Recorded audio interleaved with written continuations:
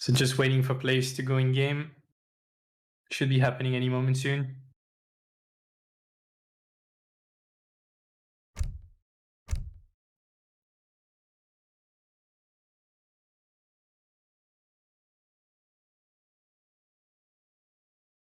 And Minimod saying, damn Ezad, save some girls for the rest of us. And I couldn't agree more.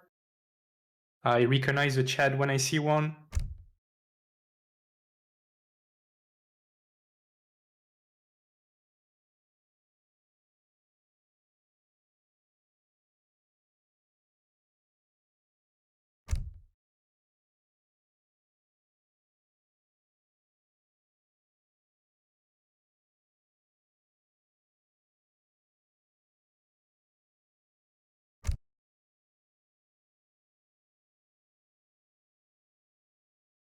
It seems like players have enabled spectator delay, which is why we cannot get into the game just yet. But we should be good. Good to go very soon.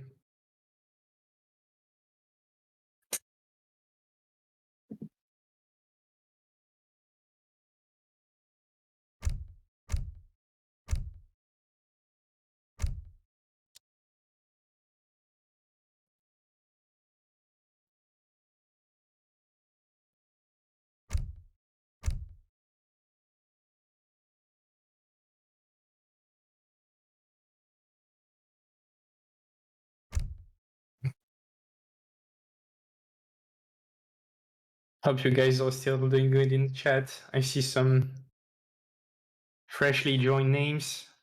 Perez, how you doing?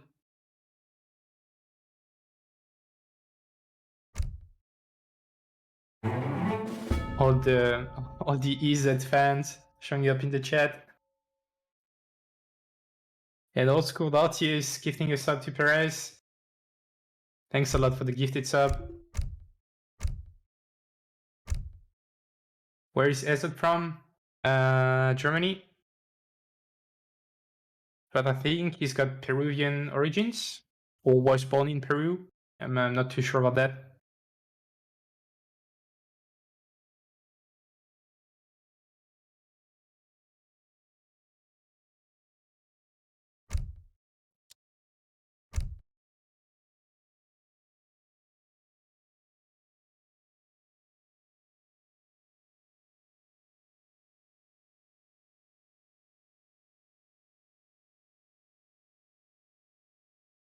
And looks like we're going in. Game number 1 between Ezad and Revnak. Italy versus Malta it is.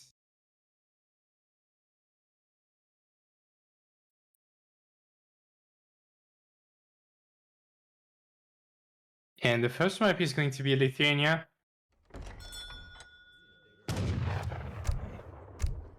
And here we go. Ezad opening up with the market straight away, picking up a 40 food treasure under his TC. Not gonna pick it up just yet, apparently. Gonna grab that coin, which he judges more important.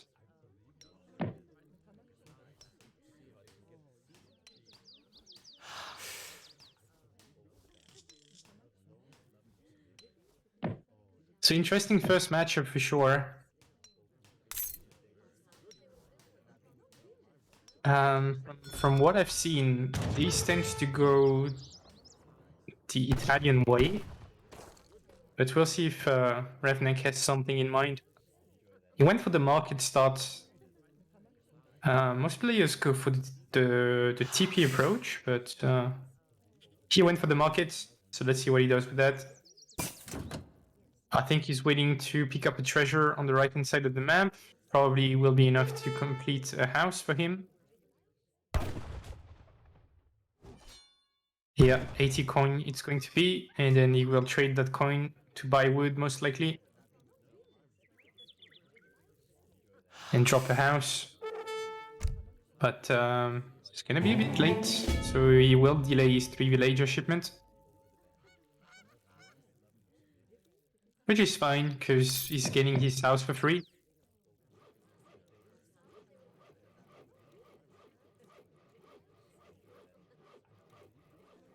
And a really standard deck, once again. A lot of crossbows upgrades, advanced politician as well, and everything you expect in a Malta deck. 12 bows, Guigs gun, etc. On the Italian side though, seems like Ezad is going for the training post and researching some market upgrade. As every time you research a market upgrade as Italy, you get a free villager for it, which is why players go for market upgrades, a lot of them in H1.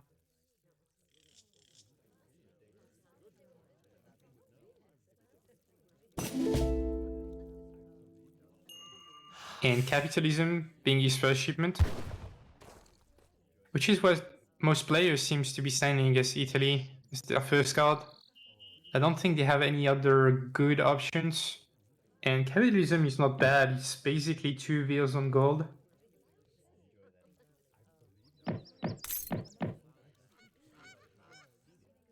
So definitely a viable shipment. Clicking up the commerce stage. And researching Guigs translation as well. So what to think of this matchup? Well, I feel like Malta will dictate tempo. If they decide to go for a forward base, that for sure. And Italy kind of has to defend, I feel like.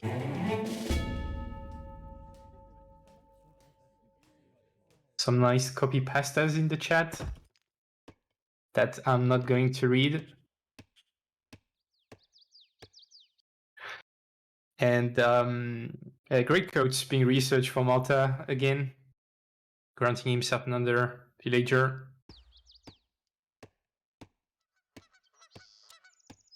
And it looks like Revnak is going for the forward base, as mentioned. 2 villagers forward. Is he sending the commandery? No, he's not. Okay. So he probably will drop military buildings as soon as he ages up and start training units, trying to put the pressure on Ezad.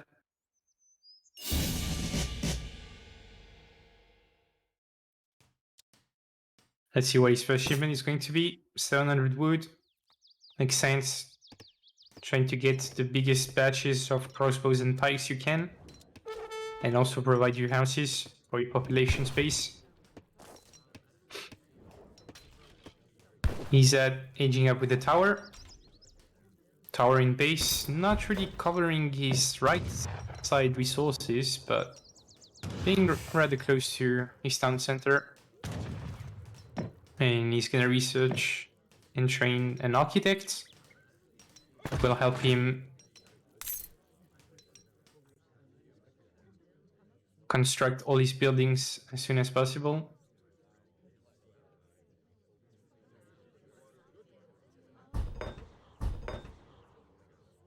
And looks like the game has been paused.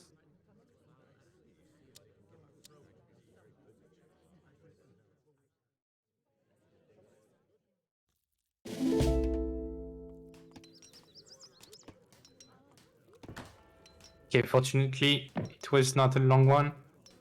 Basilica being built now for Ezad. It should grant him another shipment as well. And 5 pikes being trained by Revnak. Has the tower been repaired?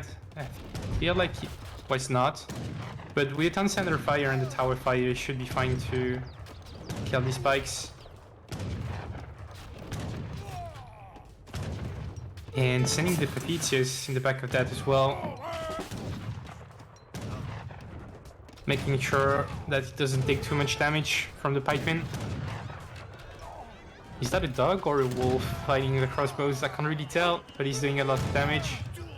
Yeah, buck the tame wolf, handling the pressure alone. More pikes being trained by Revnak, but quite a weak batch there. Only 5 of them from his 2 hospitals. Oh, calling Minutemen as well. Wow, that's quite an overreaction, I feel like, for Ezad. I feel like he didn't need the Minutemen at all, but okay, he's just gonna go for the push now. And try to get as much value from this as possible. And Revnak might lose a field there.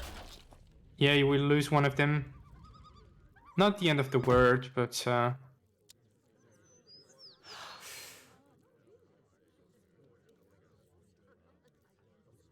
But yeah, that's... yeah, now Ezad kinda has to back off. And... yeah, the Minutemen felt like an overreaction, really. There was just not many units under his stun center. And yeah, calling Minutemen. Perhaps he just killed them and couldn't cancel them as well.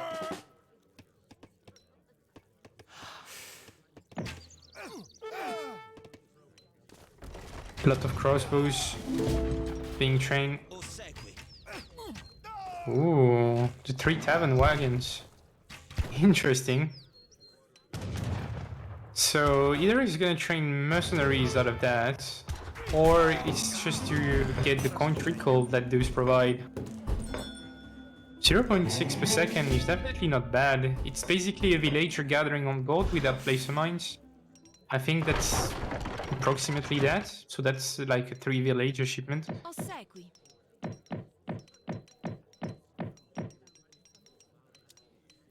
And now with the Lombards and I mean his at infrastructures are looking pretty strong now. But Revnak has more units, more raged infantry for sure. These Minutemen are still alive, providing some damage on the crossbows. Explorer is gonna go down, and a few muskets will go down as well. But killing a few crossbows, so fair trades for both players. And I feel like without the commandery and settler wagons boom, Revnak Eco is kind of falling behind, although he's still getting pretty good batches of units. And no more Minutemen for Ezad to deal with that pressure. Is it me or the Maltese hero is just being revived every 20 seconds or something? Thanks a lot Riot Cook for subscribing to Isak TV. Appreciate the support.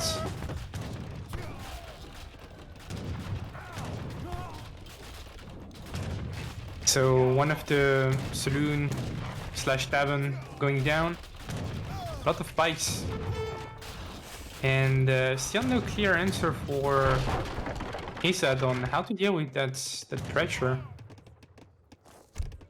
He's gathering safely on the right hand side of the map, and which is a good thing because he's not being pressured there, so you should utilize that. But he's losing a lot of infrastructures, and basically his shipment is gone now. He's trying to train cannoneers, but he has to save that tavern for that, and there's still so many units. But as soon as he can get 5 of these, or even 4 of them, these guys do so much damage because they are like Aibus guns, but oh, the micro is not quite on point for Ezad, and he's gonna lose most of them instantly. Already 2 down. So these guys are really strong, but he needs to get quite a few out to make it work. Scores are looking good for Ezad. And he's gonna get a nice batch of Pavizia soon. Maybe 10 more crossbows. And these guys are pretty good, they're quite a bit better than normal crossbows, and better than Maltese crossbows in the early stages of the game. But it doesn't look like he will be able to save that tavern.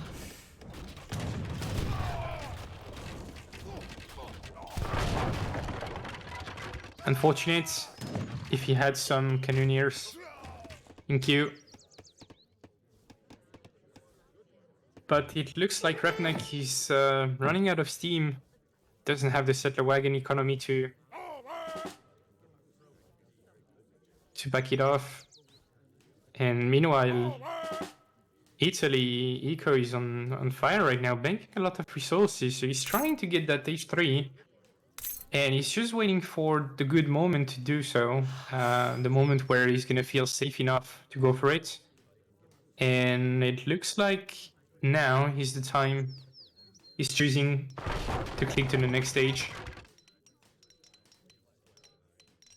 Dropping a wall segment as well in front of his TC, trying to buy some time.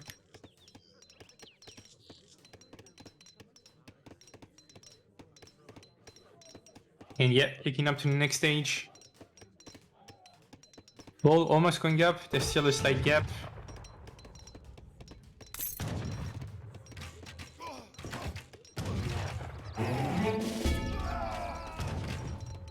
Has to be really careful there. It's gonna lose a veil. But the wall will somewhat go up, which will prevent Revnak to go in just yet. Now, Italy sending advanced politician as well. So he's gonna reach the fortress stage quite fast. And still a decent amount of Pavicius as well. But Malta has a lot of units there. It's gonna be quite tough for Ezad to hold his timing. But if he does, he will be in a comfortable spot. Still so many Pavicius alive. So Revnak is pushing really hard right now. He knows that he has to do something right now. Otherwise this game is gonna slip away for him. But as soon as you get veteran Pavicius and an Italy shipments there, I feel like it's gonna be tougher and tougher for Revnak to challenge these units. The pikes trying to siege the barracks. And finally veteran Pavicius now. Trip to Jerusalem. Wow, I didn't know about the card, but the value it gives, it's insane. Revnak basically got 1500 resources in the bank. So he will be able to spam even more units now. And yes, keep going for these trade rights. You want to keep the Italian economy idled and kill these infantry units. You keep the mass low, then your crossbow can reign supreme, kinda. And what does Ezad have on the way? More Pavicius being shipped. It looks like his mass is getting smaller and smaller, but so does the Revnak one. Yeah, Papal Lancer would be really strong as well. And more Pavicius, some muskets being trained, and the flank is coming. The reinforcements are being caught. And Revnak will have to back off there. And scores are looking better and better for Ezad. He built a town center on the right hand side of the map while all of this was going in typical Ezad style. And he's building another one on the left hand side. And GG is being called.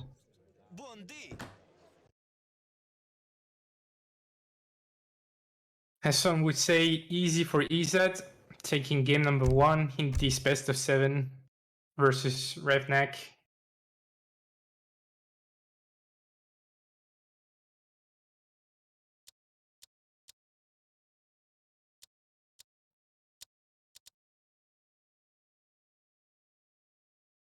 But yeah, interesting approach from Revnak to go for this early aggression, which makes sense because you want to deny Italy booming and reaching the later stages of the game, obviously. But you're cutting so much eco by doing that. I don't know if that's worth it. It was looking like you had some strong timings.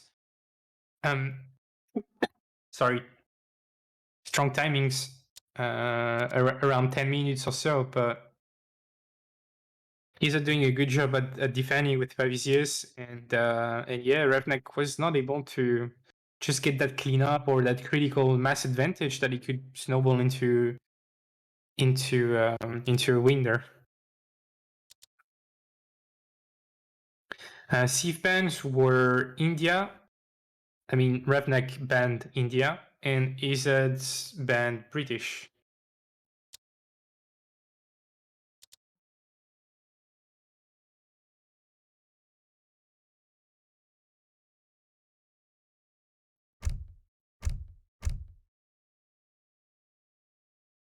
1-0 for Ezad.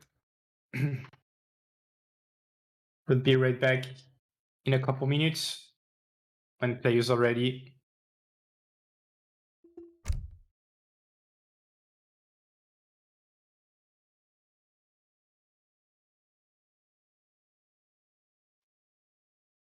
And looks like players already selected their civs.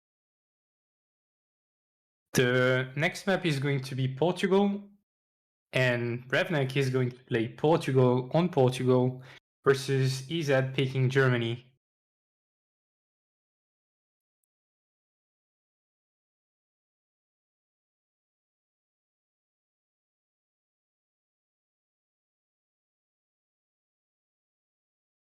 What's Ezad's pensive? India and Brits.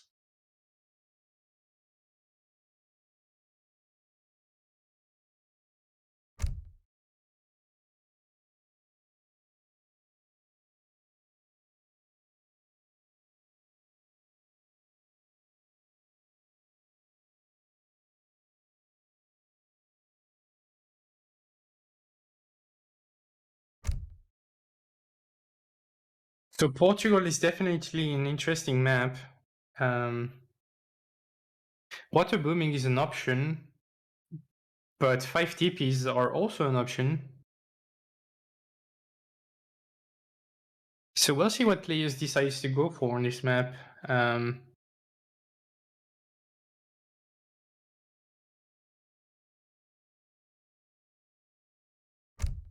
Yeah, Portugal is the map. It is. There's one seaside, and on the other side there are many TPs, trading posts.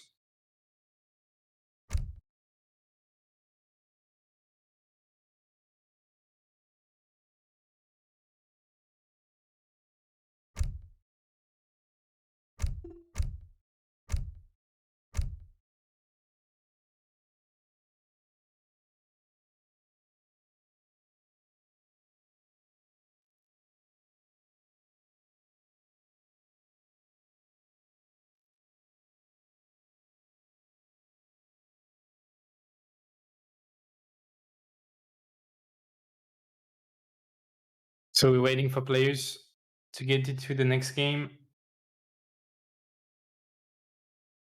Should start any moment now.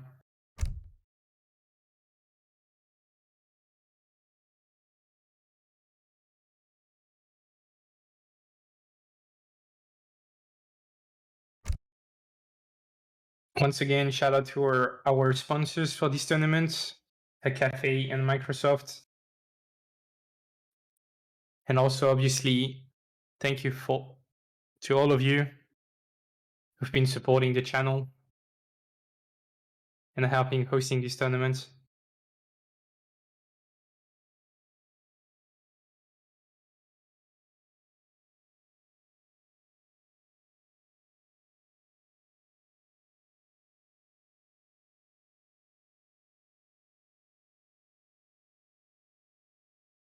Yes, all the round of 8 games will be played today.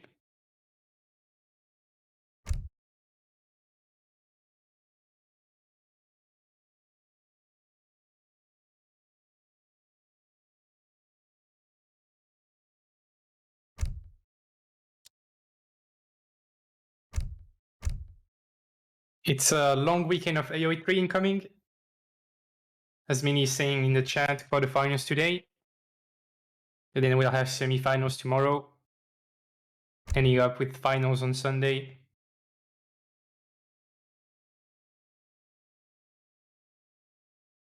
So the next series will be Minimood versus Julian K. And we will finish the day with Optimus versus Angus.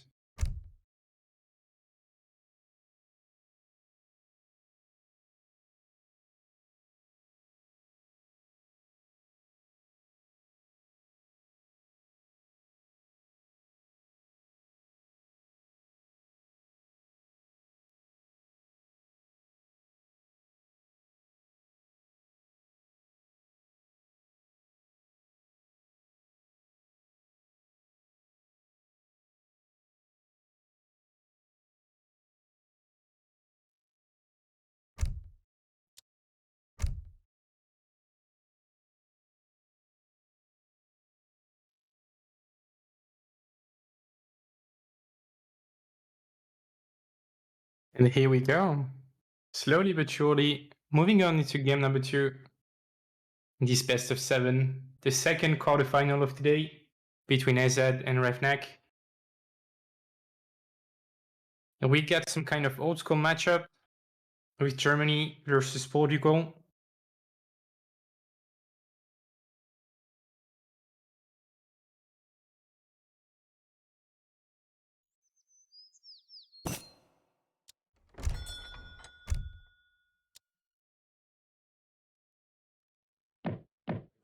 And here we go, spawning on the bottom side of the map, Revnak in the color red, playing as the Portuguese civilization, and on the top side of the map, Ezad in the color blue, playing as the Germans. See, as we mentioned earlier, between the games, this map is quite interesting, with a lot of different dynamics. You have huge coal mines in the middle of the map, which is definitely good for Germany if they can manage to control that. A really good TP line on the right hand side with 5 TPs in total. And you also have a small portion of sea on the left hand side of the map. So yeah, we'll see how Revnak decides to play that, because I think he will have the initiative early on. We'll have to see his deck. But I wouldn't be surprised if he tries to go for advanced trading post into small water boom to start things off, which is probably a pretty good strategy on this map, sports.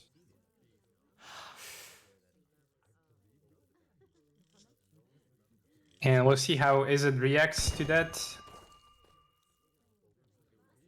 Because Germany is definitely a strong pick versus ports on most maps, but on this one, yeah, it could be much closer than what we think.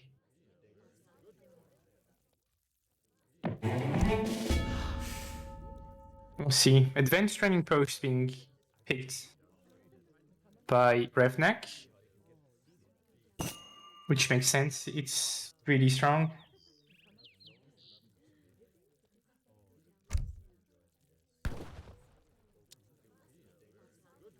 We'll see which trading post he starts with. I feel like he could try to steal the German trading post, you know, the one closest to the German town center.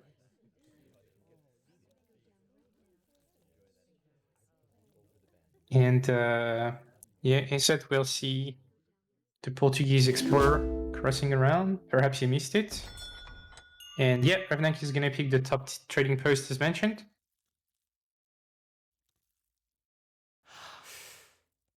And we'll see if he goes for a water boom at all or not, because yeah, you can definitely bait with the water deck and just go for advanced trading post and play more standard land style kind of things.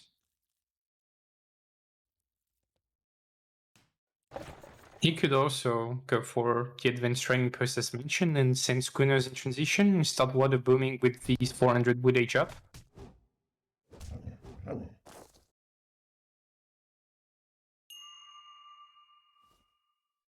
It looks like he's gonna grab a second training post over here.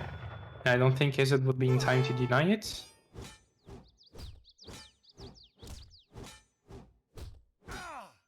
Interesting from Revnak, he's just not building trading posts yet. He's trying to deny Ezad Explorer, but still quite a lot of HP, so he won't go down.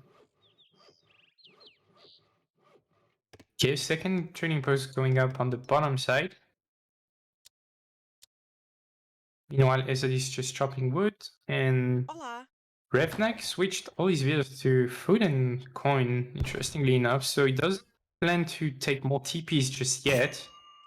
Perhaps he will wait for his 400 wood H up and grab another one, but I wonder if Ezad is just not gonna build the second one right now. Doesn't look like it.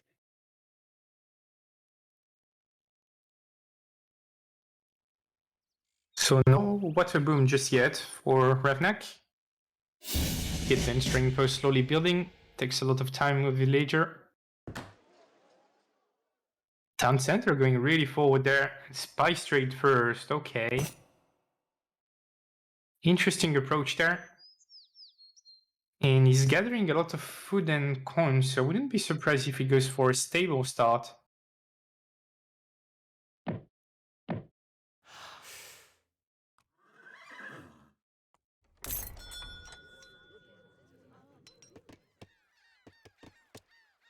Ooh, okay.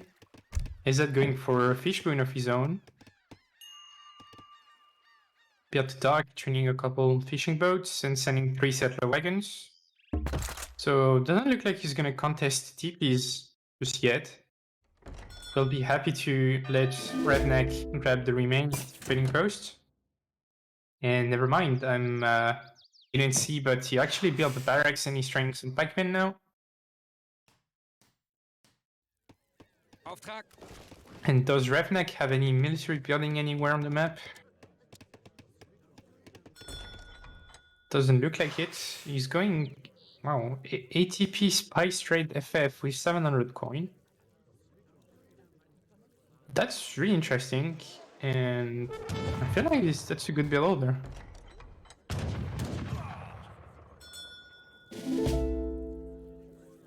Going for the fortress siege as soon as possible is an option. A forward barracks and sieging the German trading post will also be an option.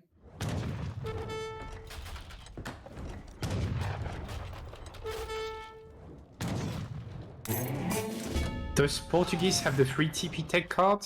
We'll have to look at his deck to see that. It does not. And he didn't research Stagecoach either. So he's probably happy about German wasting time sieging these trading posts. Some Ulans patrolling at the back of Revnak's base right now. Not doing a whole lot to Revnak's economy, but he's getting information regarding the coastline. He knows that there's no dock on this side.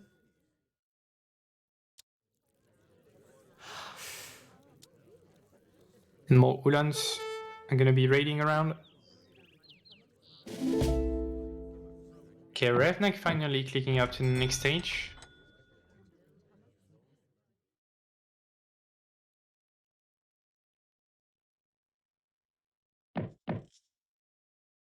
But yeah, second TP being grabbed by Germany, and only 21 wheels for ports. So Germany is quite far ahead in eco, but ports should get some initiative as they're gonna reach the fortress age much before Germany. So we'll have to see how he decides to play that. Stable in base, going up.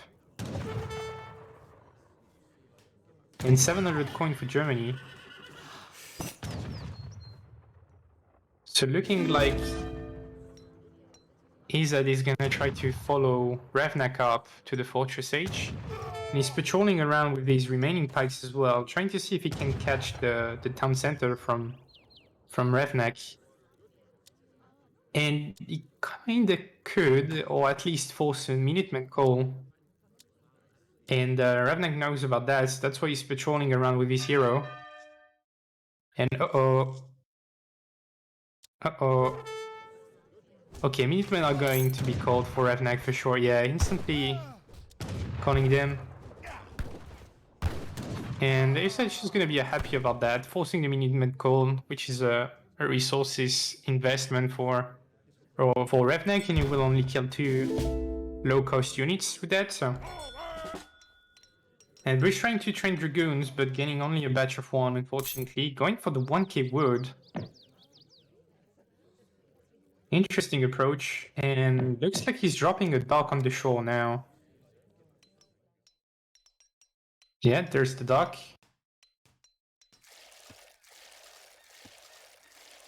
And Ezad knows about, Bree's intentions regarding the water. So he's patrolling around. Minutemen and Ulans are gonna see each other.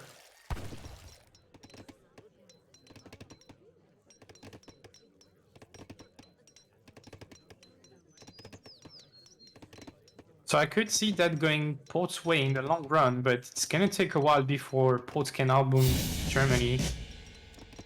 He doesn't have the stagecoach advantage, he doesn't have the water advantage, and he has to train wheels from 3 TCs as well, and you can't really do that, plus train full batches of units when you're playing Portuguese in early H3.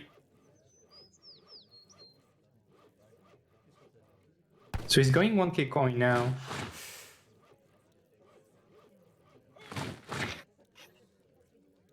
Interesting approach, going for the fast fortress and shipping economy shipments with crates. So he should be able to get good batches of units now because he can switch most of his villagers to food and just having a couple gathering the point crates. So Ezad doesn't know about Revnak's presence on the water just yet, but I'm pretty sure Revnak knows about Ezad. I'm not sure if he scouted the dock. Maybe if we get to Revnak's POV. No, he did not, so he doesn't know. Minutemen are gonna get cleaned up, veteran Ulans being researched, and 8 skirmishers being shipped for Ezad. And it's already go time for him. He's got a sizable army and he's got leftover pikes providing additional siege, and Revnak only has dragoons. So gonna be really hard to challenge these units. He doesn't have colonial militia in as well.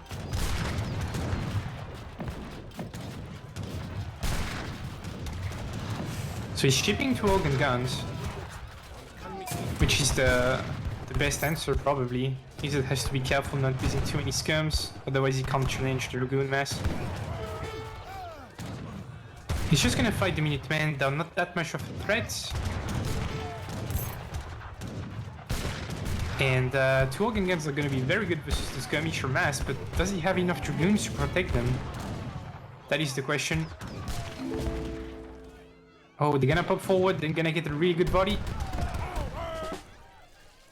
Wow, 1 skirmisher going down, but a lot of them are low HP. And Ezad is just gonna go in with the Ulans, it looks like. And not that many goons, if he can get a proper positioning with the Ulans, which he does. And 5 tops being shipped as well, or being trained from Ezad, which is gonna be very good in this composition. As we all know, Castadors have really low melee attack.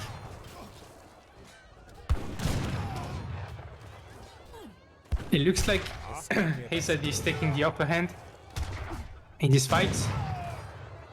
But not the worst trade in the world for Revnak, I feel like. He killed quite a lot of Ulans. The problem is he lost most of his dragoons and he's lost his organ guns as well. And now the big shipments are coming for Germany. 9 Ulans are on the way, a batch being trained. More dragoons being shipped, but there's still enough skirmishers to challenge them. So the stun center is gonna go down. So looking really good at the moment for Germany. Gonna try to snare the skirmishers with the hero. But really good reaction from Ezad. Many dragoons being trained by Revnak. At 9 Ulans on the way. This town center is slowly but surely going down.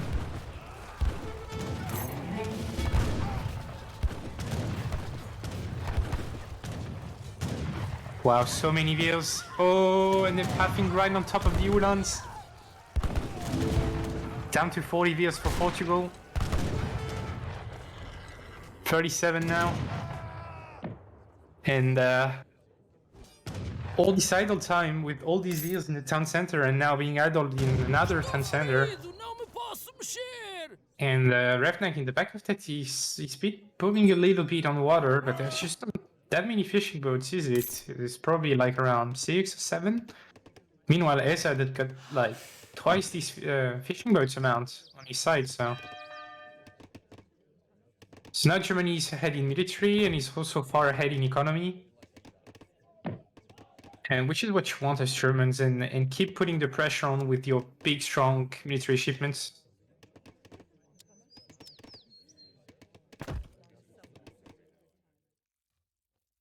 And yeah, looking at the score, looking pretty good for Germany.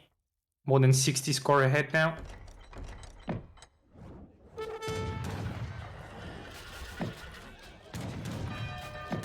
It's the first time ever I see Germany on water. Well, you don't watch enough Ezad gameplay, my friend. because he does that a lot.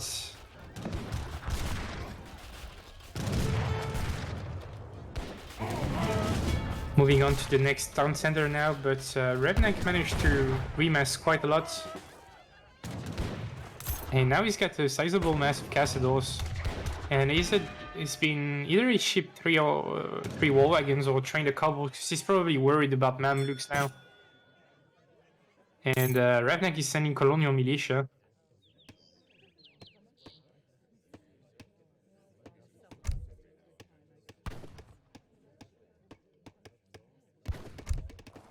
Yes, CM being the choice. He already used his 1,000 coin, so he cannot go for the Mamelukes right now. And Ezad Eco is going to the roof right now.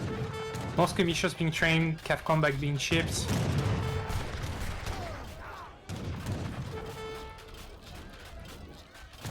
So skirmisher war is kind of what ports want, but there's so many Ulans there. And he's even training 5 Dops in the back of that.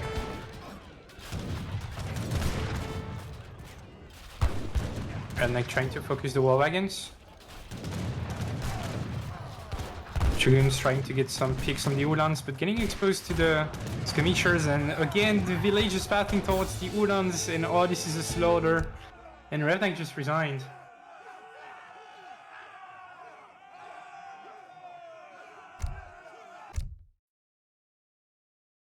Wow, GG.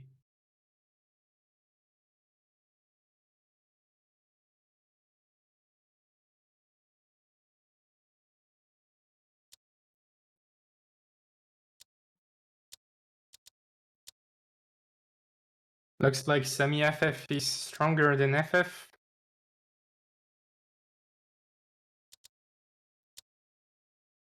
Yes, nerf Germany for sure.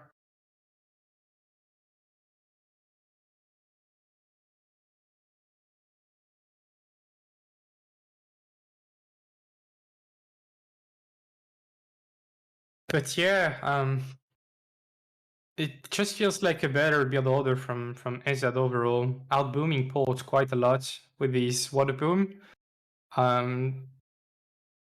Dealing with the ATP by just sieging one of the training posts and taking it for yourself, so you deny the stagecoach access, and then he managed to age up like a minute after Portuguese, but since Revnak went for double crates, then he just didn't have many units to harass or challenge the German army early on.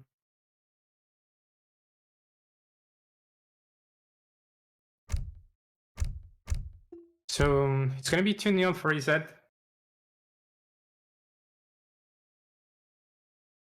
Taking the lead in this series.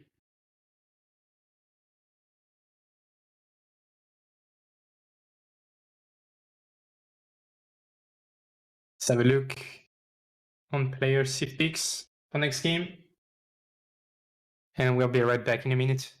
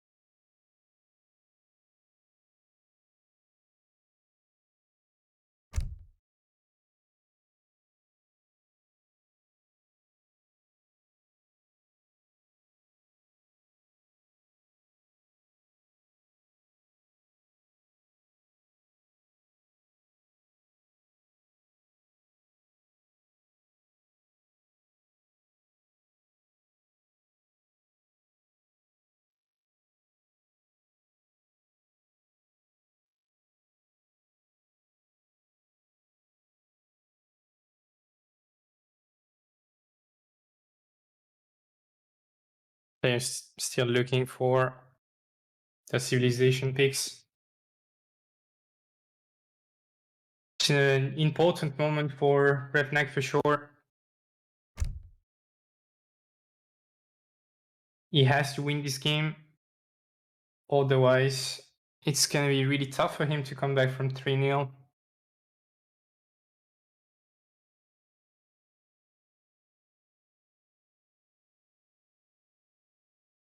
And it looks like he picked Germany. And Ezad went for Sweden, also interesting.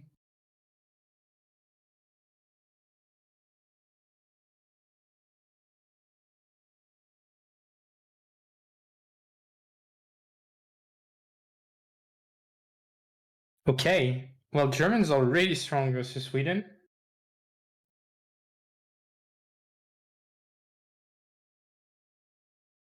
So definitely a matchup advantage there for Revnak. We'll see how this goes.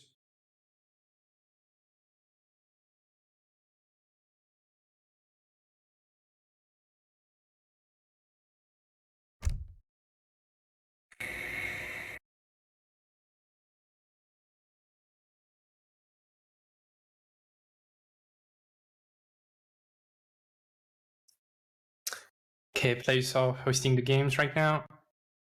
Just waiting for them to get into the action and be ready to spectate them.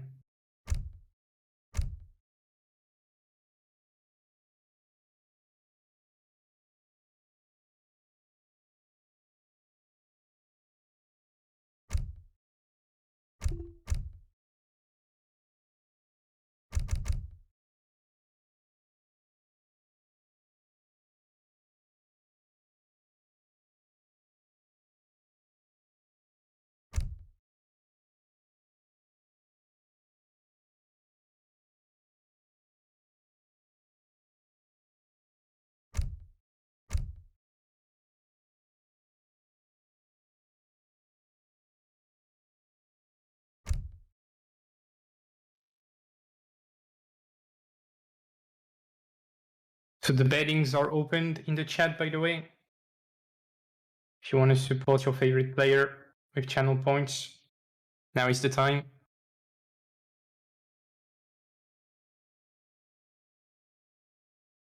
Once again, thanks a lot to everybody that have been contributing to that tournament,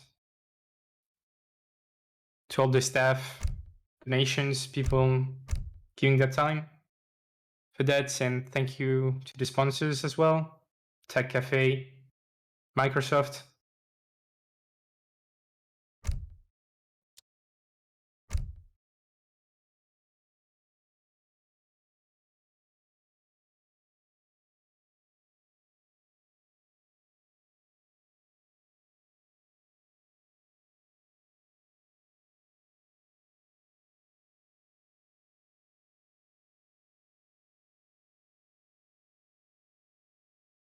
And here we go, going in game number 3 in this best of 7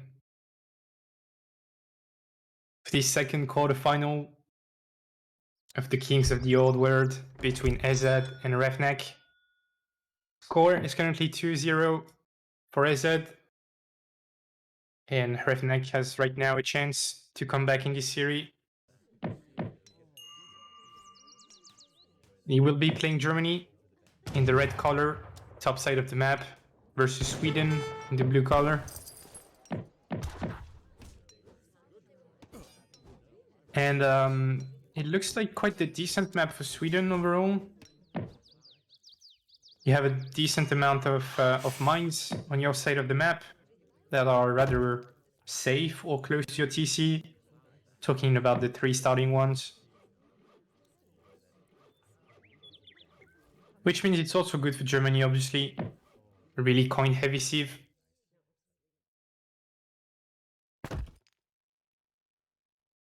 Riedo! Riedo.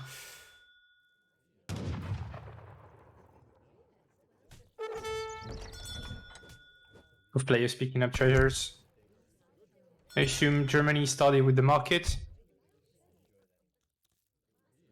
Yeah, market it is. Market hunting does has become the meta on the definitive edition.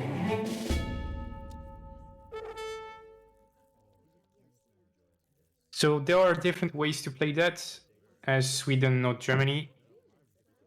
Going early age to aggressive as Germans could do the job, either tower rush or forward barracks. I like the naked FF approach. In the Sweden, same things. A lot of things are viable. Heavy boom and defend with Karelians. Stable start. High tower start. Different things are available, so we'll have to see. And rather standard deck, yeah, for Sweden. Everything that you would expect.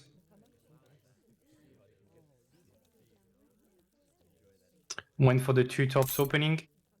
So no market just yet. Can I pick up a nice 60 wood?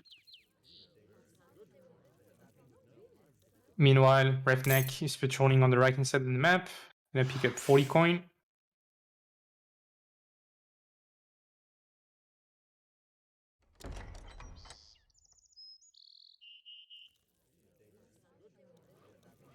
And Sweden's gonna go to the commerce stage. Let's see what he's aging up with. I think the quartermaster was so 400 wood. No, the naturally, sorry.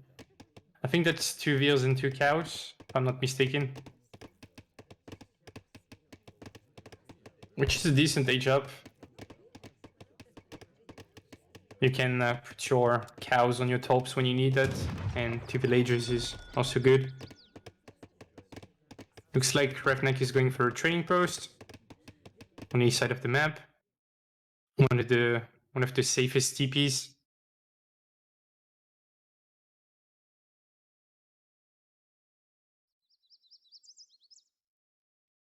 And we'll see what he decides to do. Is he gonna go for early H2 aggression? Or is he gonna try to go for a fast fortress?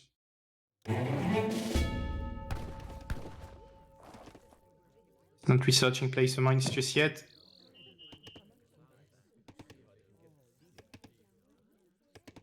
Oh, forward saddle wagon? Question mark? No, changing his mind.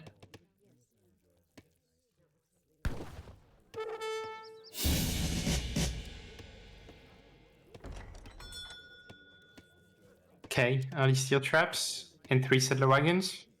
So pretty standard opening. Oh, pretty good steel from Ezad there. 90 wood. Which is quite big. Maybe Revnak was relying on that to drop a house. And barracks in base for Revnak. Interesting approach. And he will open with a batch of pikes.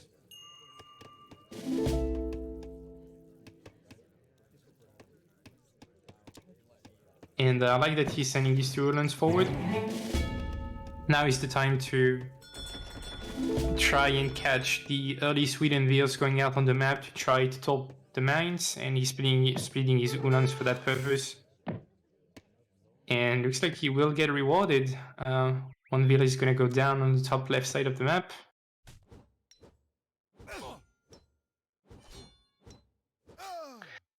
And Ezad is just training Karelians, which is really standard and safe for Sweden. Now Revnak will have the information as he sees the 5 Karelians.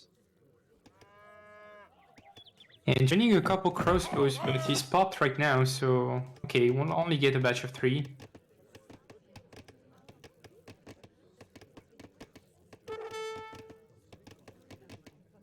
Let's see his follow-up. He's still chopping a lot of wood, sending 700 wood. So I wouldn't be surprised if we see a second barracks or a second trading post going up. Some action on the right hand side of the map. I think Ezad just killed an Uhlan there. Hello. Not the end of the world for Revnak, but Sweden slowly but surely getting some tops up.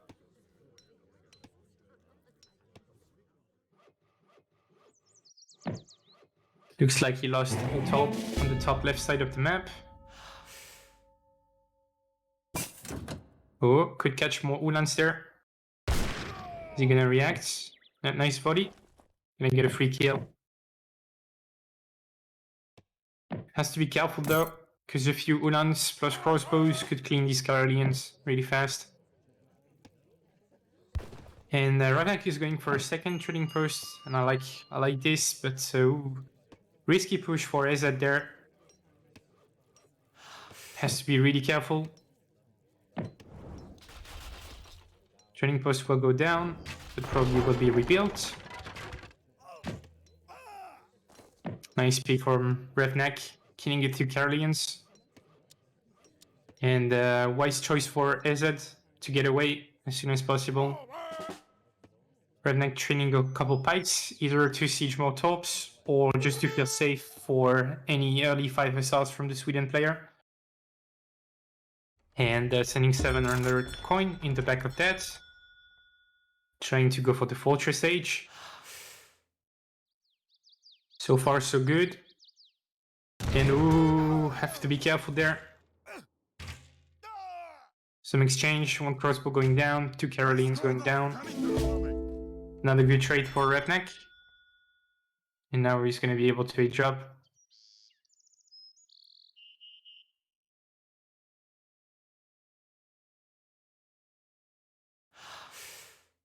But yeah, Germany getting ready to click to the fortress age. And let's have a look on Ezad's POV. See what his top count is to. 130, and he's sending and training leather cannons now. So he's intending to play that H2 for the time being. Yeah.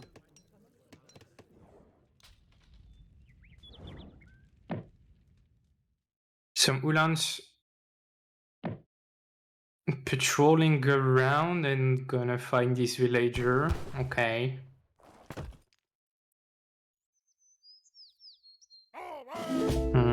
No, they went back. And 3 leather cannons are gonna pop for Sweden, which signify go time for him. And Revnak is trying to get out on the map, trying to do some damage while aging, but this is the window where it's the weakest. Has to be really careful there. Let's see, does Revnak has a stable down? Because I feel like he really needs War Wagon right now. I think he's got a shipment ready as well. 3 War Wagon it is. Poking with the crossbows. It's looking good for Germany, I feel like. Leather cannons are going to be a window, but soon enough War Wagons will be able to deal with everything.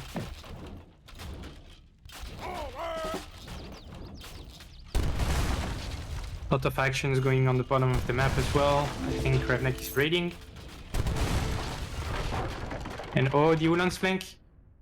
The Ulan's flanks on the leather cannons. One is going to go down. The second one will go down. There's 2 more on the way, but they're crossing kind of into an awkward pathing, and 3 leather cannons going down for the price of 3 Ulans is just a great trade versus for Germany.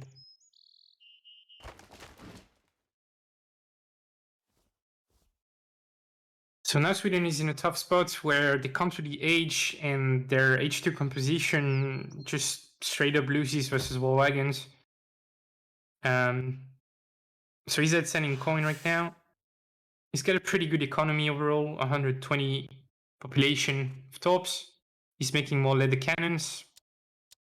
And you will need really good unit control to make this pay off. And this cliff is just an annoying terrain to cross. Looks like Ezad post the game.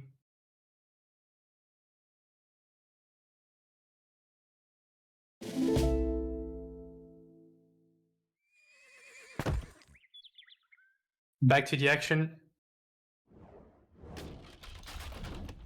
Revnak doing a good job sieging the tops and keeping these H2 pikes alive.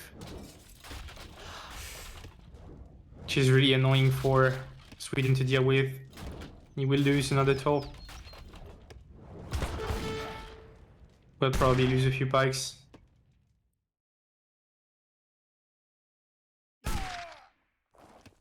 Oh, the cannons once again exposed behind. And the Ulans are just gonna get all of them. Oh no. That is heartbreaking.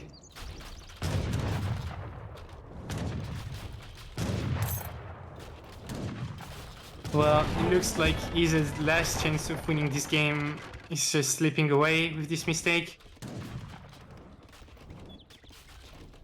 Germany going 1k wood in the back of that, and it's just the greatest position possible for Germany. You have the military lead, you have the economic lead, you're putting the pressure on, and you're sending greedy shipments behind.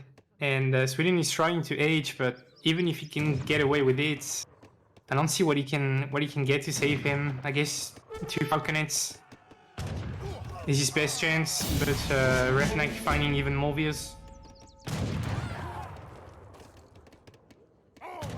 Veteran Caroleans and 2 cannons, probably best chance.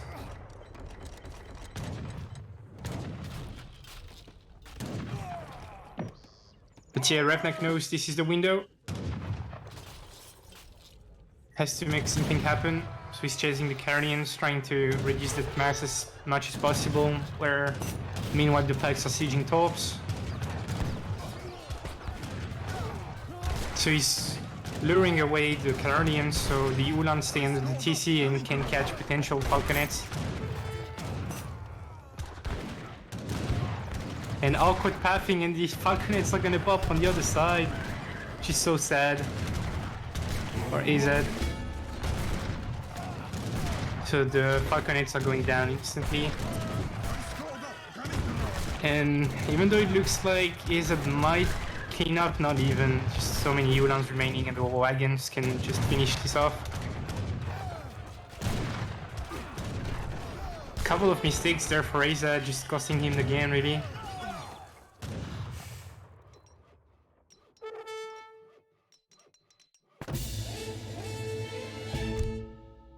And Ezad resigns.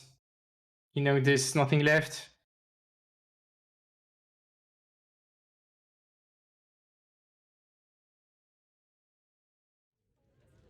And GG, Revnak coming back in this series. 2-1 now.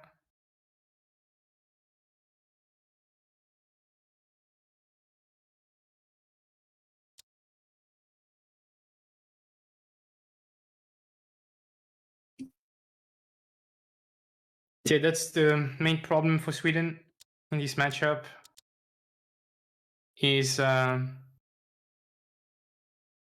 trying to boom while preventing Germans from denying your torps and trying to keep Germans in H2 as well.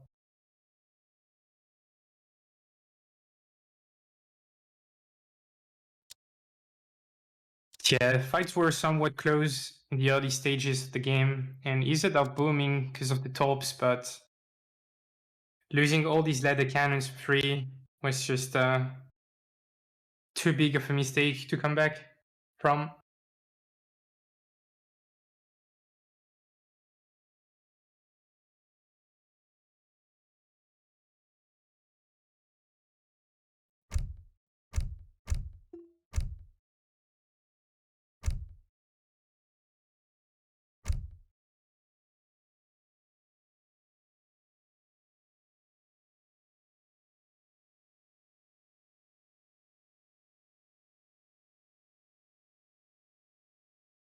Lionheart saying in the chat, torps should have stealth mechanics.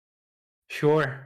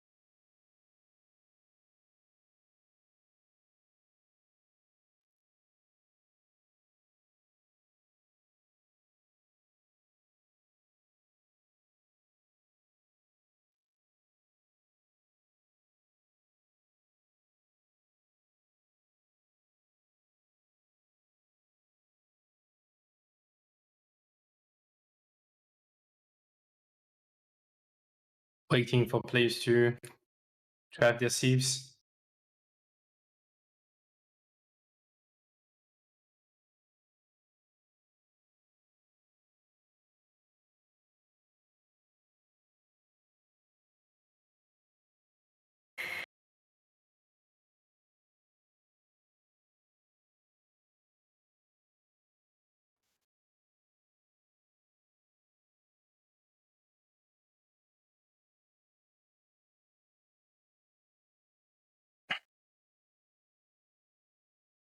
Looks like players are taking a small break. But don't worry about it. Be right back really soon. So Revnak closing the gap, winning his first game in this series.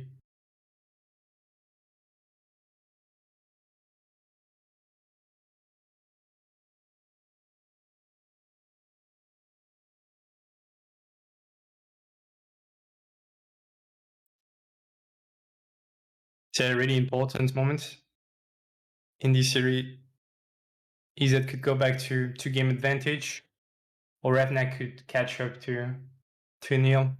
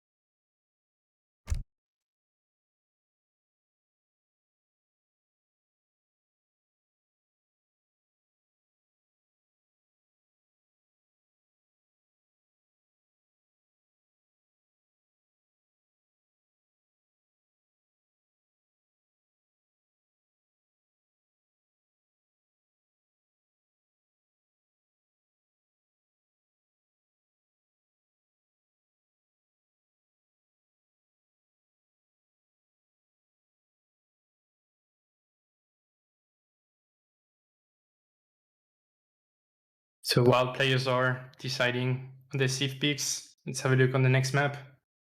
Trying to perhaps predict what could be good there. So Finland, I feel like this is a tier 1 Haudenosaunee pick. And Revnak can't go ports anymore. So I wouldn't be surprised if he picks Haudenosaunee on that. But perhaps he's going to take something like he knows more, the safest pick, like Russia, for example, that he plays a bit. As for Ezad, it could be anything, honestly. Really hard to predict the guy.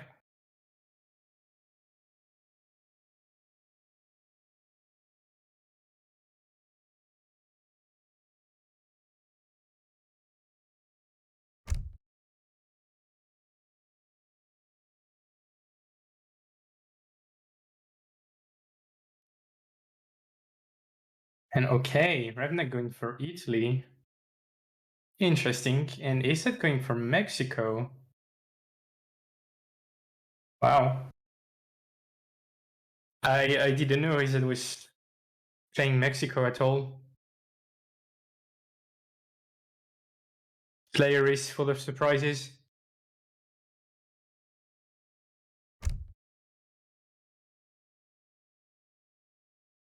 But Italy, interesting pick. I don't think it's the first time we've seen players selecting that sieve on this specific map.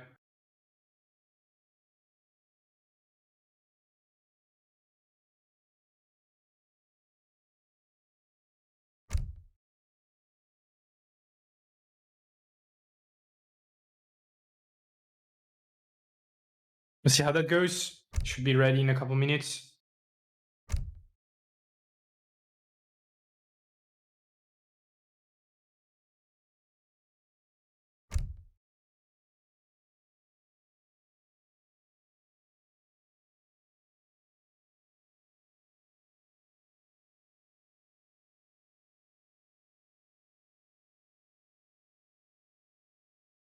Question in chat: Russia versus Haudenosaunee. Who's favored?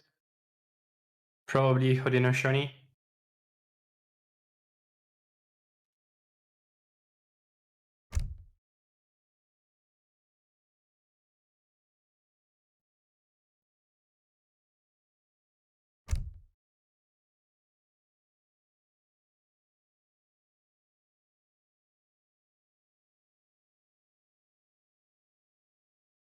Quick reminder, it's a blind pick, blind sieve pick for every game.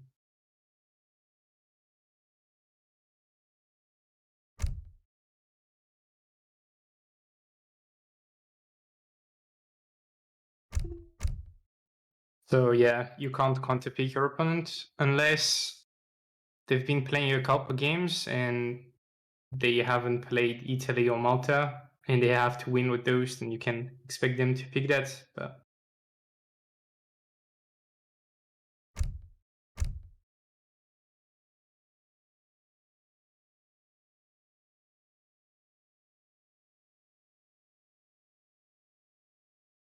But yeah, Enrico, let's see what Ezad can do with that.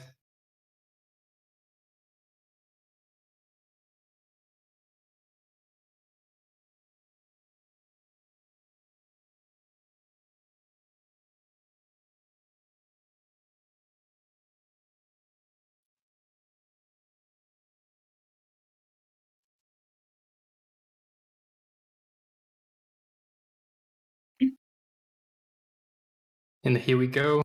Players getting into the game. And it's game number 4 in this best of 7 between Ezad and Revnak for the Kings of the Old World tournament, sponsored by Tech Cafe and Microsoft. And we will have Revnak playing as Italy versus Ezad playing as Mexico.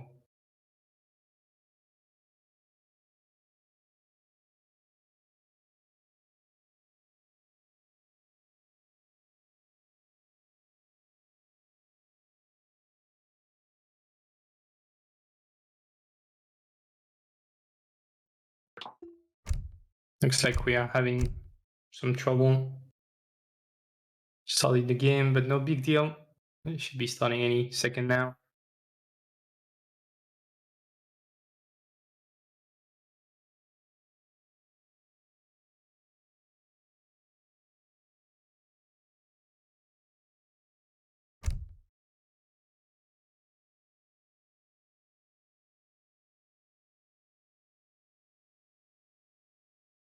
Okay, we're gonna restart the game. Players will rehost the lobby. Some small technical issues.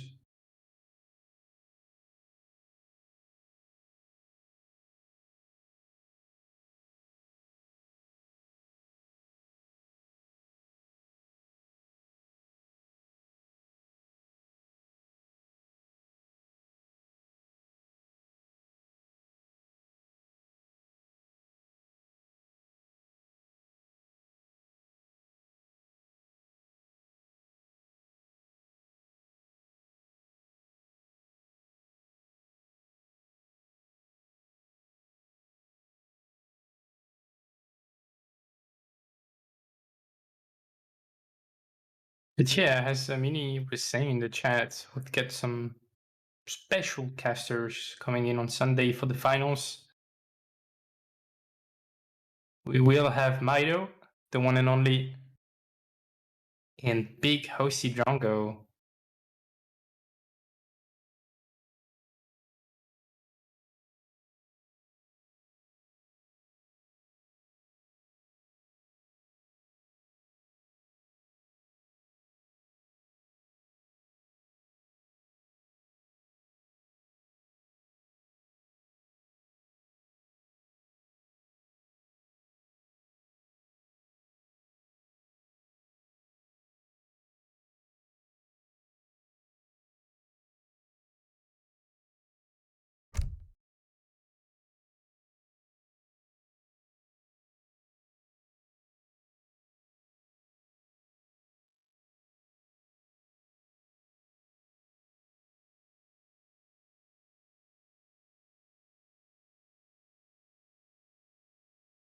So yeah, it should be pretty hype for the finals. With two great casters.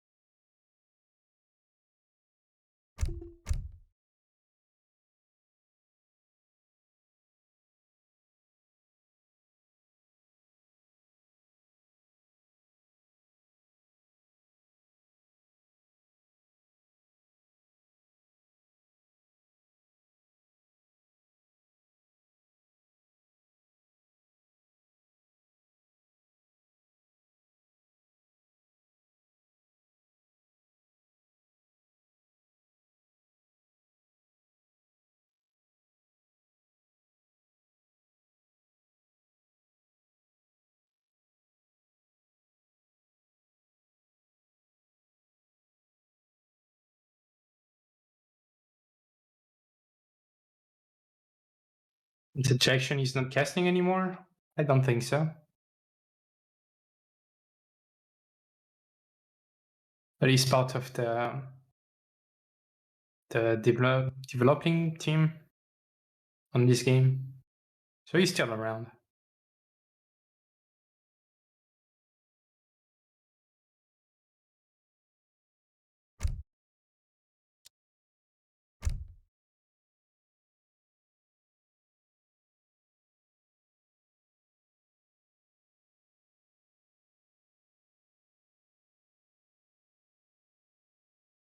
Okay, looks like we're going in. Players have rehosted the game.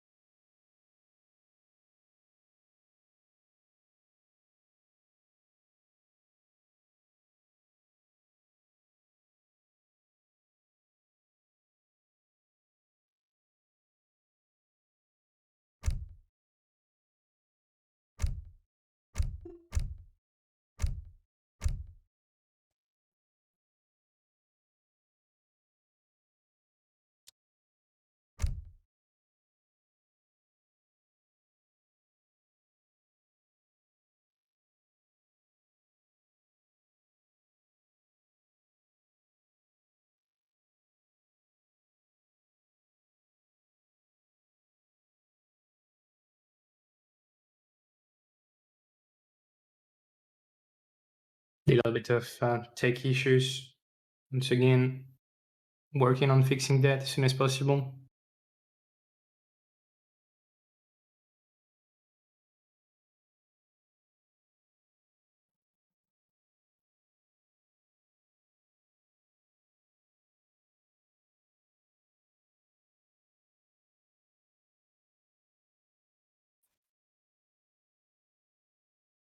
Okay, so it looks like everything is working right now.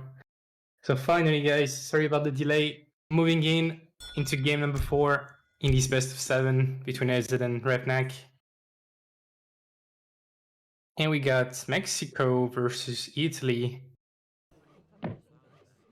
I'm not too sure exactly what to expect from this matchup. I don't think we've ever seen that in this tournament yet. Like, not a lot of people play Mexico actively. I think Lionheart does. But yeah, surprising to see Ezad picking that save. Let's see what kind of plan he has in mind. And Revnak with Italy on this map. Let's see if he goes for Water Boom or if he tries to place more standard land. starting with the training post for Ezad.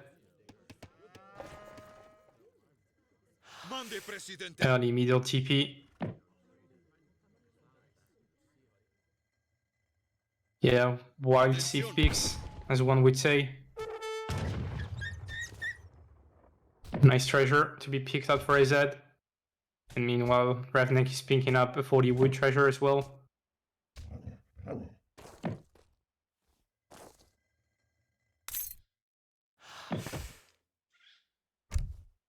The treasure 1 coin and 40 XP. Okay. A lucky coin worth 1 coin and 40 XP. But let's have a look on Mexico's deck. Some water options. And yeah, some warships, 2 sloops, 1 frigate, improved warships.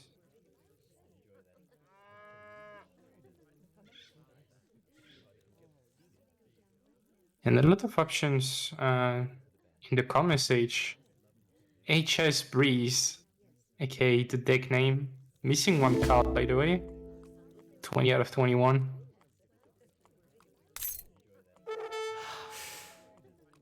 But yeah, really versatile deck. Could go full length, could go for some water presence at some point. And looks like we have a big treasure contention. And Revnak tried to crack shot and steal it, but Ezad was quicker on the trigger. And heavy water deck for Revnak here. Schooners, fish markets, warships, improved warships, and rendering plants.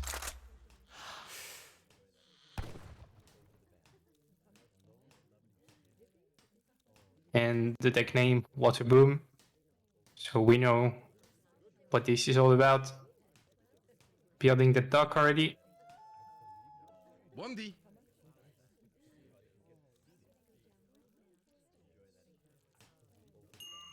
In your opinion, 3 best sieves and 3 weak sieves? Good question. Italy seems rather good. British, as usual.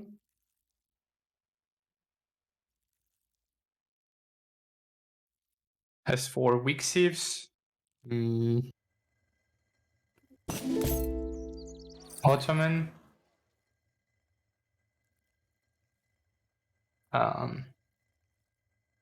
France feels kinda meh. Even though they're not weak. But just not really anything special.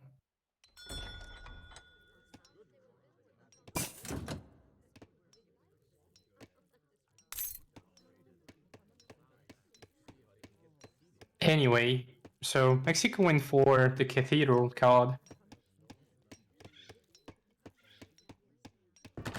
Yeah, I mean, sorry about the Ottoman weak thing. I'm saying that because the Barbarian Revolt is banned in this tournament. And the TC Boom was nerfed as well. So I feel like Otto are rather weak overall. But of course they are good on some maps, like England, for example.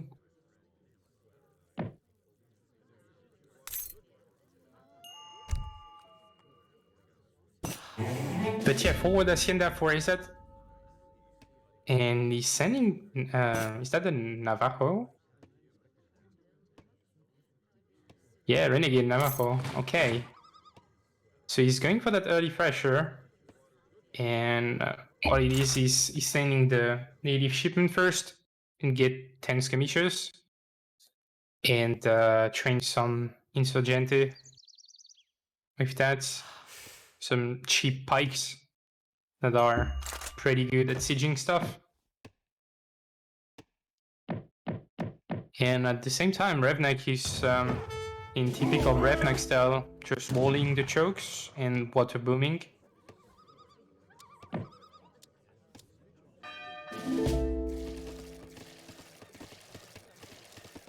Already on 2 docks. Sending fish, rendering plant as well. And Ezad is gonna slowly work on the walls. These insurgenti are pretty strong, honestly, considering the coast. 65 foot each, and they have 12 siege, which is not bad at all.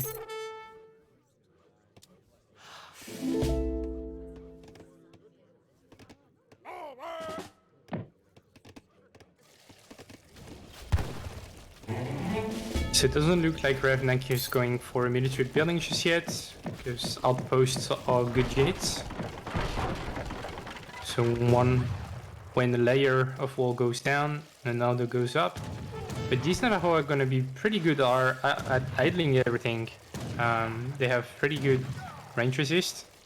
So TC Fire needs several shots to kill them. And let's see what Ezad does. I assume he is gonna start sieging the docks with his pikes and keep idling as much as possible with these Navajo skirmishers. And forcing Revnak to train a caravel, defending his dock.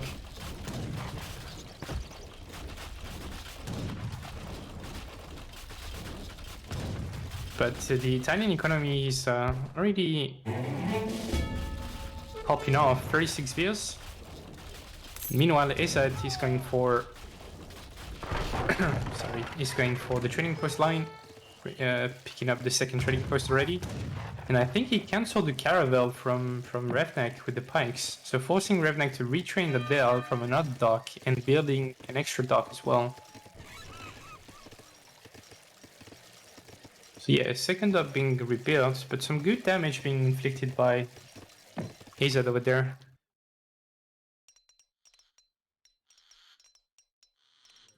Let's see what the follow-up is for Ezad. Does he have a shipment on the way? Because Italy is gonna click up to the fortress age anytime soon. Oh, he's going for the dock card. Interesting. Doesn't look like he's gonna age anytime soon. I mean, this Italy economy is on fire right now. He's gonna click up to the fortress age anytime soon. And I like that Ezad stealths some skirmishers, trying to deny any re-walling from Breeze or Revnak, my bad. And the Navajo on the back of the base still idling.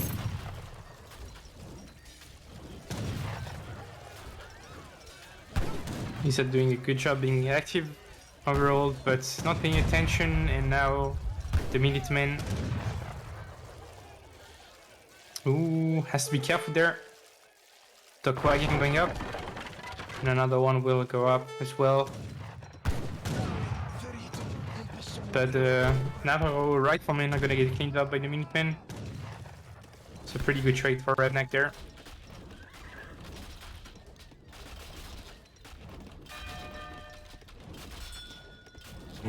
Italy going to the fortress age.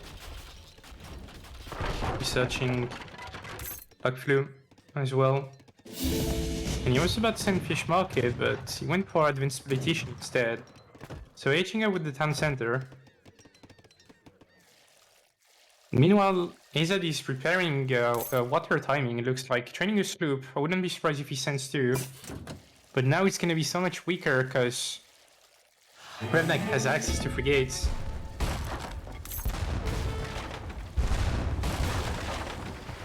Damn, the caravel took a lot of damage there. So Revnak just sent the advanced politician, I think, to age up faster, so I don't think he's gonna have a shipment for a while. So I'd be surprised to see his macro, see if he tries to go for the industrial just yet, or if he's gonna train a couple of frigates trying to defend water. Looks like he's just stacking resources so far. Investing in Lombards, booming with his town center as well now. Got a couple like those, but these are only fishing boats.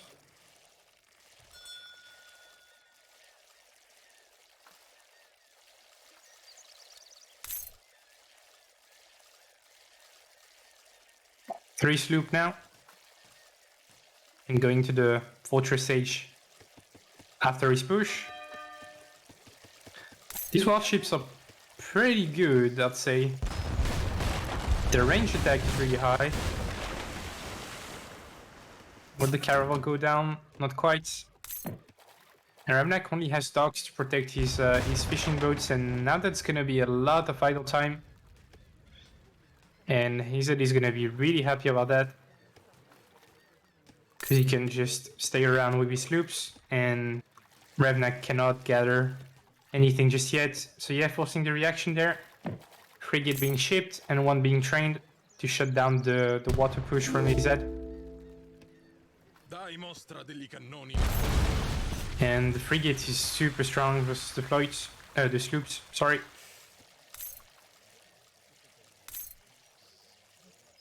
So yeah, not sure what to think about that. I feel like Revnak is just gonna steamroll water now and be happy about it. I feel like this push from Ezad just came too late.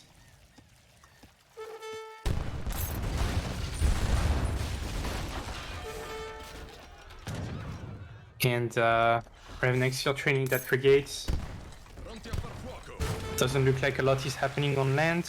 I feel like Ezad is sieging one of the town center, but he's gonna lose water control. Yeah, he's got a couple skirmishers sieging at town center. Still hard to push there for Revnak with only one frigate, but as soon as he gets another one, it's gonna be way harder. And there it is. Good boat control from Ezad. If he can chase that frigate and kill it, then it will probably be a good trade. Revnak frigate on 500 HP, but the sloop going down. And these boats are moving super fast, it's really funny. But here comes the frigate push from Ezad soon. One frigate is gonna pop, and another being shipped right now. Bit unfortunate that he's losing his sloops. I feel like Ezad is just 30 seconds behind in this game. Yeah, he would have liked his frigates to pop 30 seconds faster, he would have liked his sloops to pop 30 seconds faster, but perhaps a bit off timing. He's gonna wait for his double frigates, and now he can take the fight because one of the Revnak's frigate is low, and meanwhile he's pushing them really hard. Revnak not reacting, busy focusing on the water.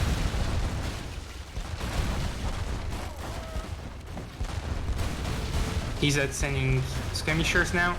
He's got another frigate popping anytime soon, and Revnak has to get out of here, but he's getting kinda trapped, and another frigate will pop anytime soon. Improved warships gonna come in clutch for him. And the TC did not go down for Revnak at the same time. So Ezad has to deal with these frigates right now before improved warships kicks in. Because yeah, it's gonna be harder and harder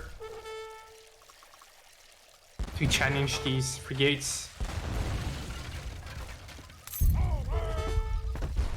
Even caravels are pretty strong. Okay, so this frigate is gonna go down for Revnak. Pronti a far fuoco. But one of the Ezad's frigate is really low HP as well. But really good boat control for Ezad, and now he's ahead in score somehow. Even though Revnak got quite the larger economy, I feel like the caravel is not gonna go down. Really good boat control there for Revnak. Never mind, caravel going down. Now Italy sending two caravels. Revnak feels really desperate to win the water control here. He's fighting one frigate to two and bringing another one to the rescue. Meanwhile, Ezad doing some really good work on land, trying to idle and get as much damage done as possible, because he knows eventually he might lose the water. And one more frigate's being brought up by Revnak, and this one on 160 HP. Does the Duck have any fishing boats garrison? No, they don't. Oh, but the tower can snipe it if he pays attention. But Revnak is gonna react. And another frigate being trained. I feel at this point as Mexico, you just give up the water. I don't think he can win it. Oh, but he managed to kill the top frigate? No, he did not. It's really messy fights on water right now. Not sure who's winning, who has the edge. Revnak has the strongest boats for sure with improved warships. And looks like he's gonna clean up the remaining frigates now. But at least Ezad prevented Italy to reach the industrial age and delayed it for probably much longer than Revnak would have wanted to. The frigates, again, armor plating for Ezad. It's not quite as good as improved warships though. Okay, one of the frigates for Revnak going down. His tower support, but Revnak has a cavalry in here. This is gonna deal more damage to Ezad's frigates. There's a fight happening here. Pistoles and Black Riders have been shipped for Revnak, but the skirmishers are really strong versus those. Still doing a lot of damage there, but finally going down. It's just some pipes staging. And with that villager punching the cavalry, oh my god, this cavalry is so low HP. If your frigate pops out for Ezad anytime soon, he could come back to the water. He needs something to pop now though, because otherwise his tower is gonna go down. Oh, he just killed a frigate now, so it's not gonna be able to save that for now. And his last dock probably will go down as well. Cavalry on 8 HP, providing God's work.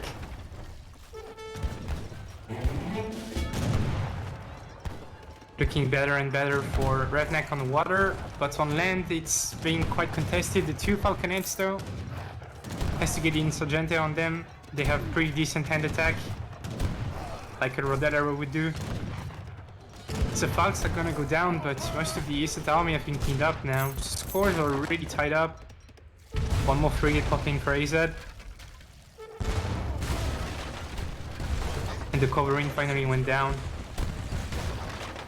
Does Ezad have improved warships now? I think he does. Yeah, he does, but it's late, unfortunately, and his docks are gonna go down. And meanwhile, Revnak is healing 2 frigates back at home. And they will join the party anytime soon. But big shipments, I feel like, for Ezad, preparing a cap switch there. And we got no bounce 12 subscribing to ESOC. Thanks for the ESOC team and other involved for organizing this. Thank you a lot for supporting the channel. And Revnak sending 2 caravels now. He's really trying to shut down Mexican water here. But one more frigate coming in clutch for Ezad. This is really tense and really back and forth game. More Falconettes for Revnak, but there are Chinacos now for Ezad. He's trying to back away from this because this is not like the terrain he wants to fight in.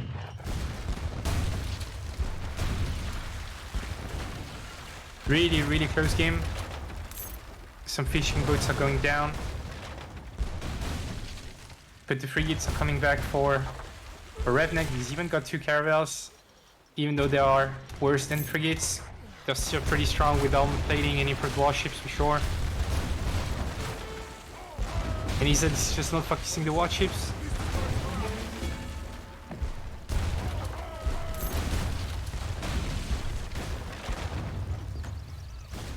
Lot of action. One more dock being dropped by Ezad on the top of the map. And one sloop being trained as well. Meanwhile, under Revnak TC, the cap connecting on the Falconettes, and a lot of Insurgente going melee with the muskets. Meanwhile, the skirms are providing decent fire in the back of that. Pretty intense game. And Ezad is gonna get 2 Falcons of his own in the back of that. But I feel like he completely lost the water control now.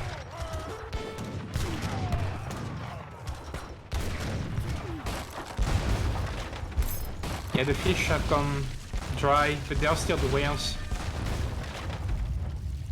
So Revnak won the water battle for sure. But Ezad is just not giving it up. He's going for double tower now, replacing that dock.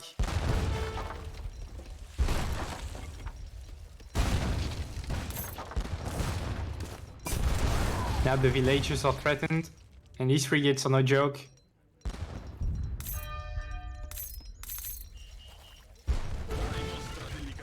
Can Ezad snipe this one down? No, he won't be able to.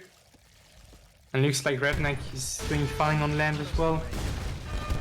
Really intense game.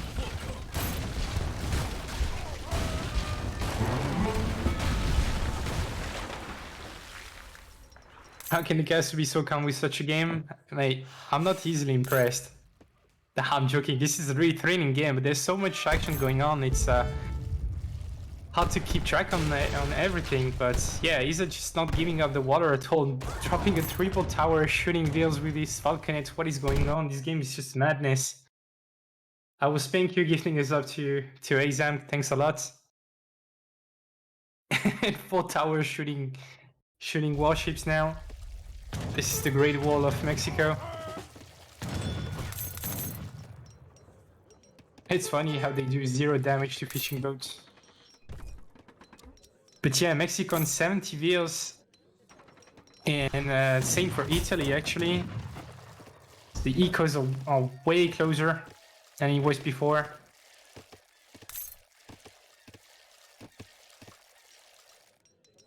Let's see if Ezad can put some pressure on. Oh, huge shipments for Revnak, and he's gonna push the coast with the muskets and the falconets at the same time, trying to deal with these outposts.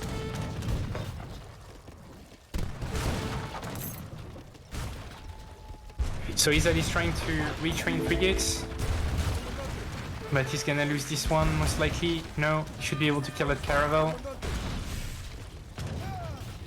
Yes, he will. Will he broadside the falconets? He will. One cannon going down, but his frigates is taking some damage. Oh, that's a huge catch for Revnak. And these cavalry units are so strong. Now the gold mine is threatened. There's gonna be some insurgente to catch this raid, but it's gonna be enough. Ouch, a lot of heals are gonna go down. And looks like Revnak is taking the lead now in score and in economy.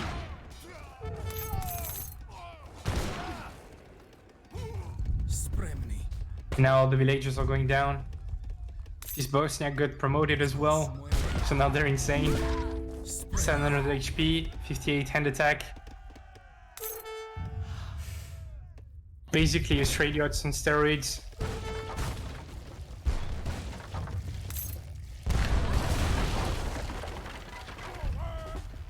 One of the frigate going down, but a lot of vehicles are exposed.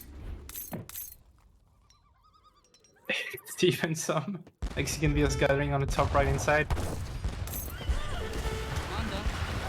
Revnak trying to kill the vehicles, but he's losing a lot of units to the frigates. This Ezad frigate is low HP, and now there's no more docks, there's no more water defenses for Ezad. So I think this is going to be the end for Ezad's water congestion.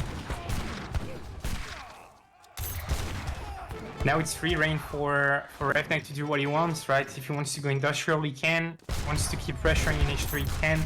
He's got the upper hand. And Mexican economy is going to be idled quite soon. There's so many vehicles gathering there. Some soldado being trained. These are really strong, but there's still one falconet alive. 2 even. And yeah, he's just gonna resign. Wow, what a game. Impressive stuff. Really back and forth. Could have gone either way, honestly. But yeah, the Bosniak shipment coming in clutch, honestly. Cleaned all the land presence for Ezad under Revnak TCs. And allowed Revnak to go with the musketeer and cannon push on the outposts. And yeah, really clutch shipment there.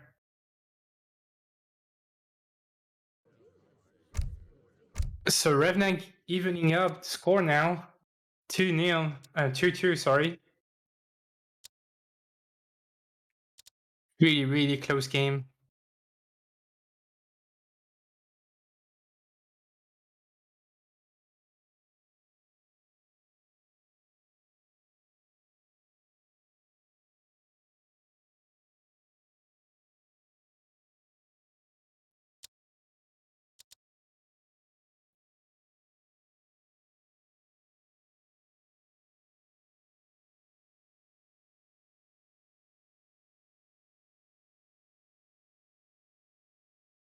But yeah, a couple turning points there. I feel like Revnak was getting the better trades on water almost all the time. And Ezad was doing quite fine on land, honestly. And I don't know, I feel like maybe over-investing into frigates and should have switched to full land at some point. Anyway, it was a great game. Well played to both players.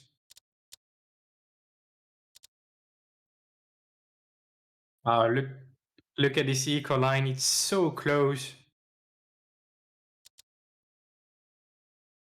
Yeah, it all came down to a couple micro decisions in shipments winning the game for Revnak.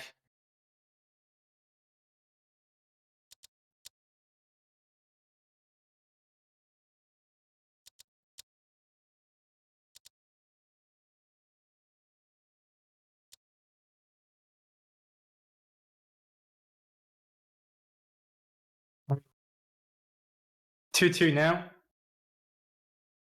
So we'll let players pick their saves for the next game, and we'll be right back in a minute.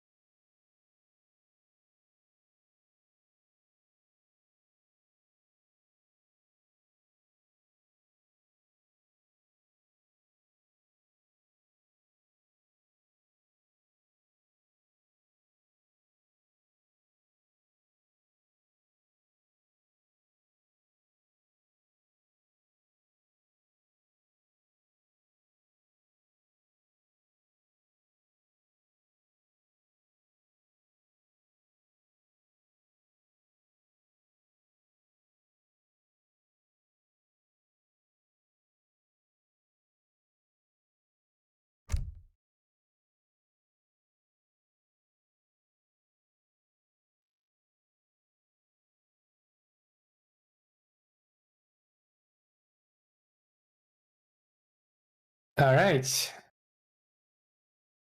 So it looks like player selected the civs, and we will see Revnak playing against the French versus Ezad playing against Japan.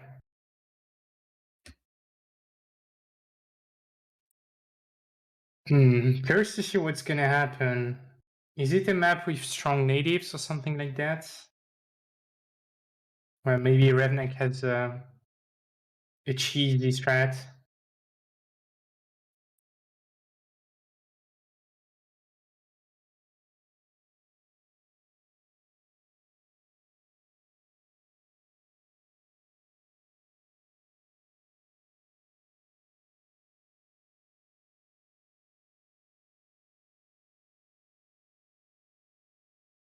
Yeah, Japan versus French. Throwback to Legacy.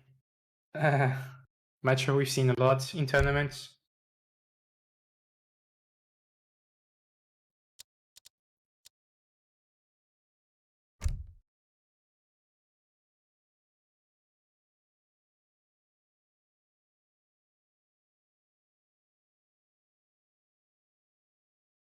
Looks like players are almost ready.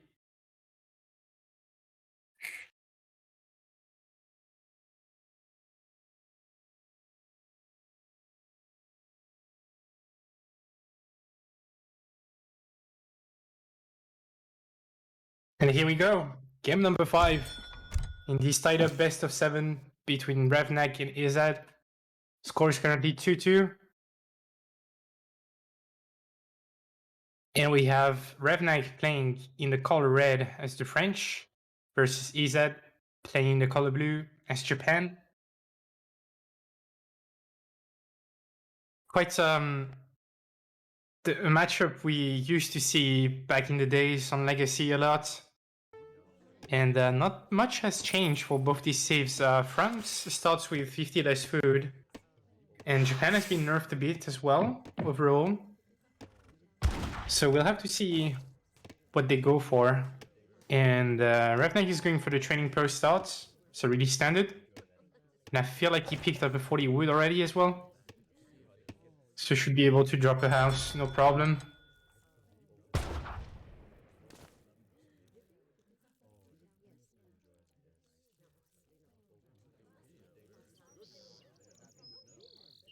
So yeah, TP going up. Revnak picking up some treasures here and there. And he's gonna pick up a 40 wood as well.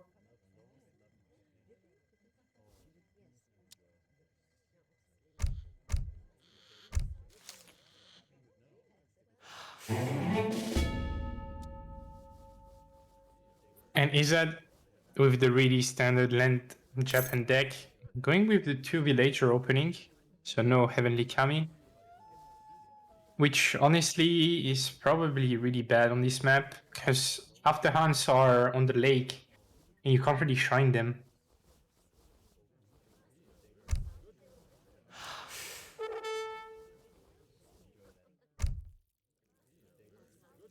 So Breeze with the really standard deck as well. Advanced Arsenal Refrigeration as well. Why not? I like having Jaggers in some matchups instead of Refrigeration. But this is totally fine.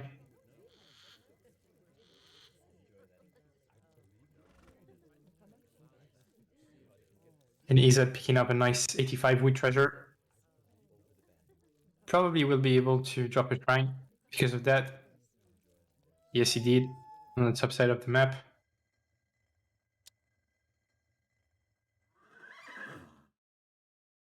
So we'll see what the players decide to go for. Usually it's up to France to dictate tempo early on. And see what they do. And 3 villager turret gates. Okay. So something rather aggressive from Ezad, I feel like.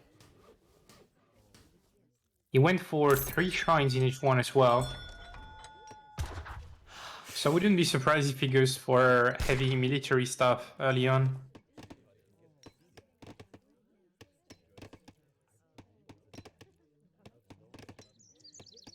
Something like getting 1 more shrine down on the map. And getting some market upgrade. Using your military wagon H up to get a barracks. Train some Ashigarus.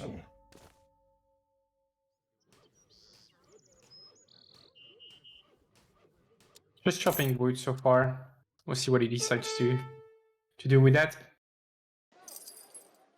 And Revnak is gonna scout the Torii gates.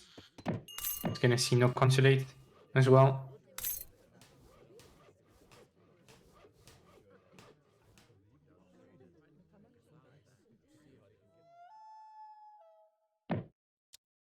So what will be Revnak answers to that?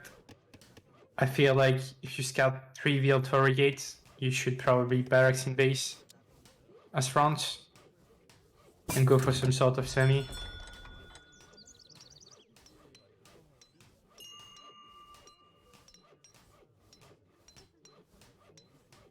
So yeah, market upgrades being researched for Japan. Aging up at 420, so rather early. He's going for a barracks in base, sending 600 wood first. Getting his 2nd tier food market upgrade already. So not that aggressive overall. Still getting away with market upgrades, 50 pop of shrine and 600 wood first. And French in truly French fashion is going for 4 villager first and steel traps and a barracks in base.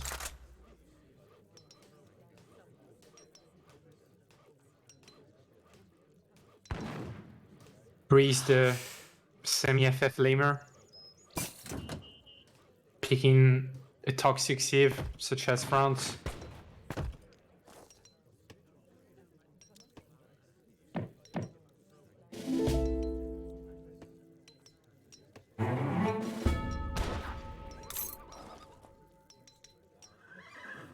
And EDB double Z subscribing to Ezad. Thanks a lot for the support. Appreciate that a lot. So 700 wood to follow for Revnak. Really standard stuff so far.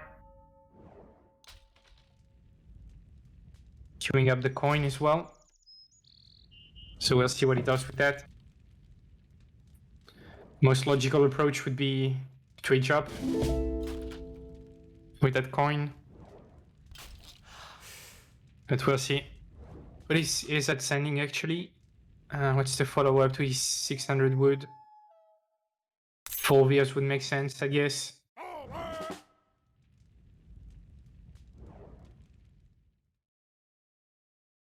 Oh, might catch the native scout there. Ah, not reacting on time.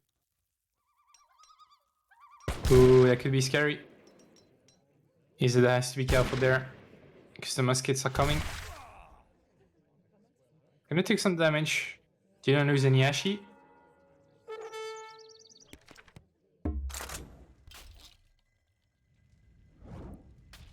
So yeah, that's the tough part for Japan. He's preventing French from reaching H3 that fast.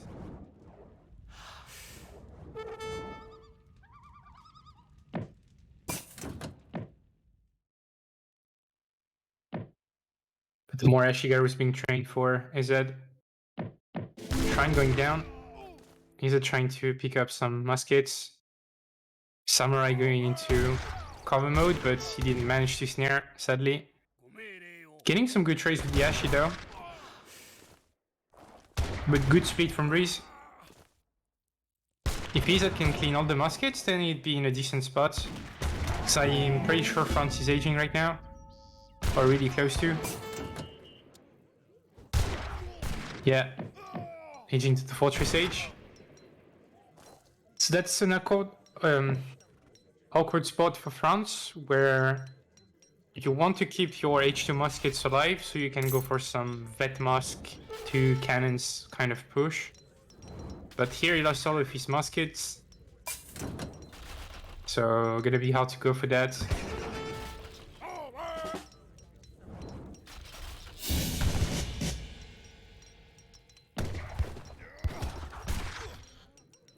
Minutemen being called.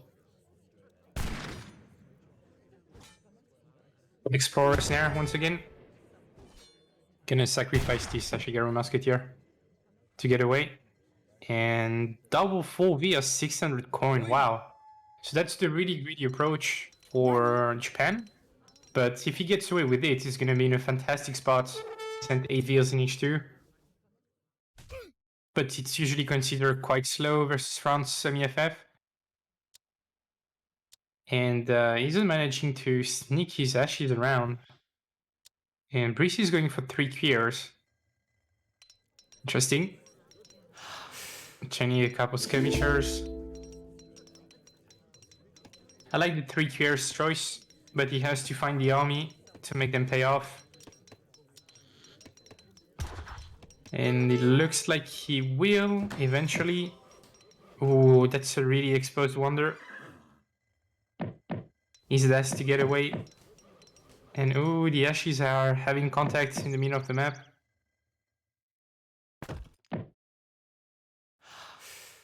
So there's 2 decisions possible for Revnak here. Either you ignore the Ashes and you go for the base, or you chase them. And I feel like chasing them is the wrong decision, because he's just buying so much time for Ezad to age up. But if the Ashes are walking straight towards you, then sure, why not? All these Ashes are gonna die. And Ezad is sending even more to die. He's gonna back up now. A pretty good pickup for Revnak. Let's see if he can snowball that. Because Ezad eco is really strong right now, but his military is really weak. It's French window to do damage. And oh, this trading post not going down as well. And huge patch of fears. It's gonna be really tough for Ezad to hold that push. And right on time with the H up, Yumis are gonna pop behind the town center. But Revnak is not slowing down, just going in. Oh, he's right-clicking the deals. There are a few clubs and a few Nagis to save the day. Let's see if that's enough. Wonder what Ezad got into at the moment. He's popping the Veers, popping Minutemen. Does he have a shipment? Yeah, 8 Ashes. Pretty good shipment. I feel like he's gonna clean this up. I will thank you gifting us up to Hola Amigos and Hola Amigos gifting us up to Happy Cat. Thanks a lot guys for the support. But yeah, Ezad is gonna clean this up. He lost a couple Veers though, but I feel like he should be really happy about that trade. Revnak just suicided everything under Japan TC in that reminds me Kaiser Klein versus I Am Turk games, where French has a strong timing and just his entire army dies under the Japanese TC.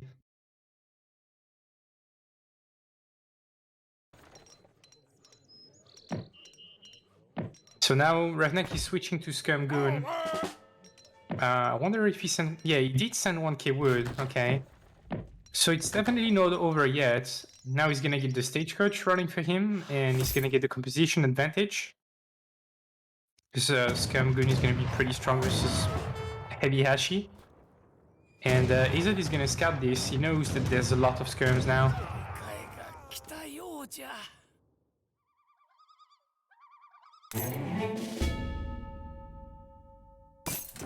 Revnak making good use of the native scouts to see the movement of the Japanese army. And Ezad should back off from this for sure. Oh, he's got some Nagis though, and Revnak doesn't have much goons. He's got only 3. 5 are about to pop, but they're a bit late to the party. And really good engagement for Ezad. Just at the right time, snaring everything. Yash is doing so much DPS to the skirms. The goons are gonna pop, but most of the skirms are gonna go down before the goons can clean up the Nagis, which is perfect for Japan.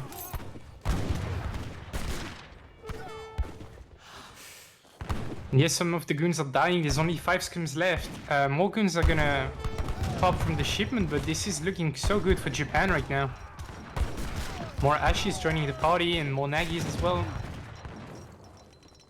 The only good thing going for France is that Japan has to ship orchards, but is he gonna be able to survive the push?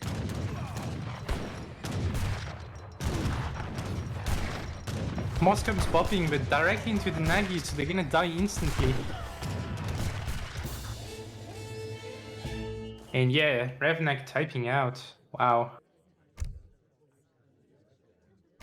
Really nice hold from Ezad under his DC. Snowballing that with 5 Nagi shipments. Really well played. I feel like Revnak had the good idea with the follow-up with the 1k wood stagecoach into Scum Goon, but he just couldn't get the goons on time, and his army was just out of position with the scums of in front of his base. Trying to get some good trades on the Yashi, but the Nagi showed up out of nowhere and just connected on the skirms before Revnak could get 10 more goons in.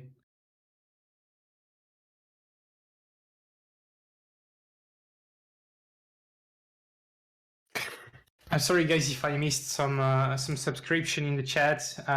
E777 underscore AOE using the Prime. Thanks a lot for the support. And we get a level 1 hype train. Hell yeah, let's go.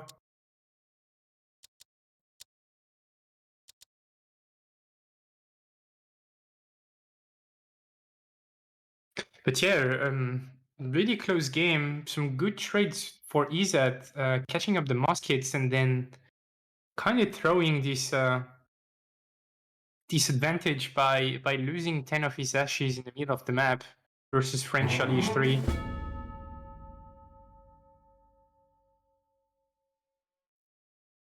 And there you go. I saw you guys struggling with the hype train, so I decided to join the party as well. Level 2 hype train, let's go.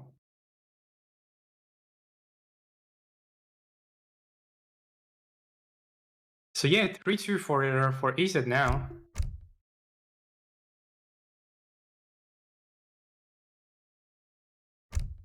And it's an interesting spot for Ezad, because as Happy Cat was mentioning in the chat, it's Malta time for Ezad, which means Revnak has the counter peak luxury here.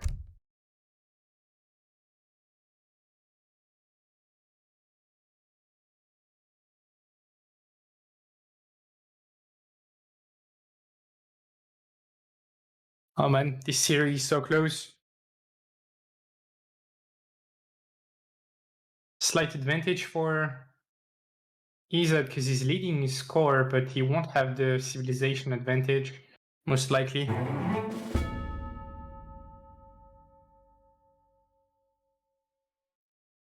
Hello, amigos. With the gifted sub again. Thanks a lot, mate.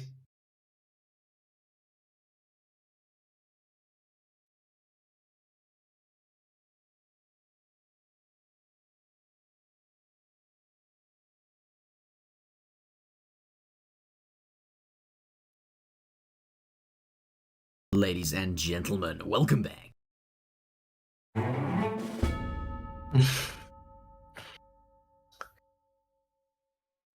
God damn it, even Lionheart joined the party. Gifting a sub to Biocalypse too. Thanks a lot for the support.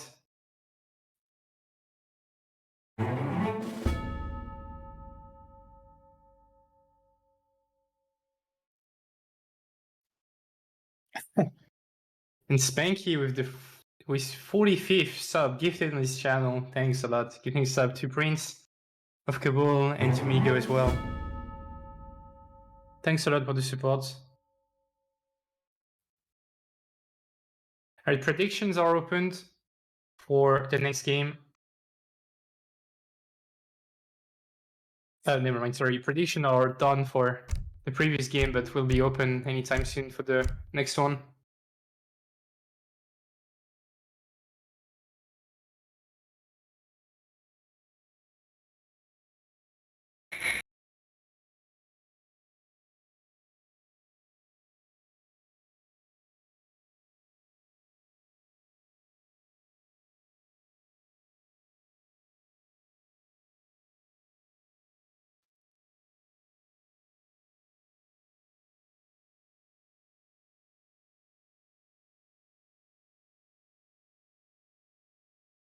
This I like a lot. This I like a lot.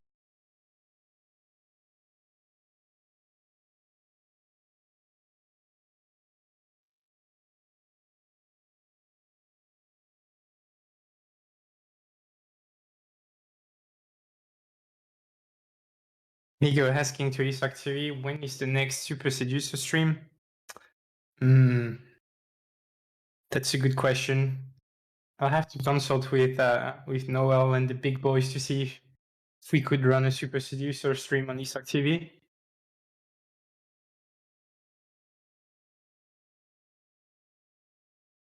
Exploring the backside, wow.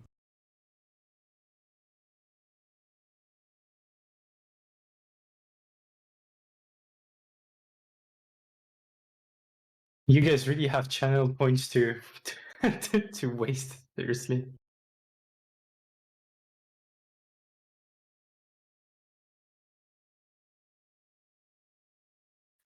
Once again using this intermission to thank the sponsors, Tech Cafe, Microsoft, and everybody else who are helping us running the stream. To all the admin team, media team, and all the people involved in this tournament. Thanks a lot for the support.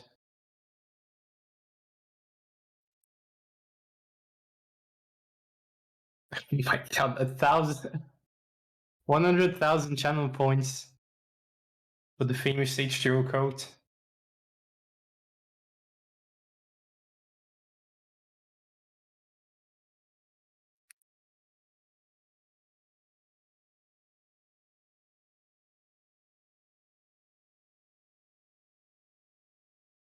So it looks like we've got the next civilization. Ezad has to play Malta. And Revnak is going to counterpick with Haudenosaunee.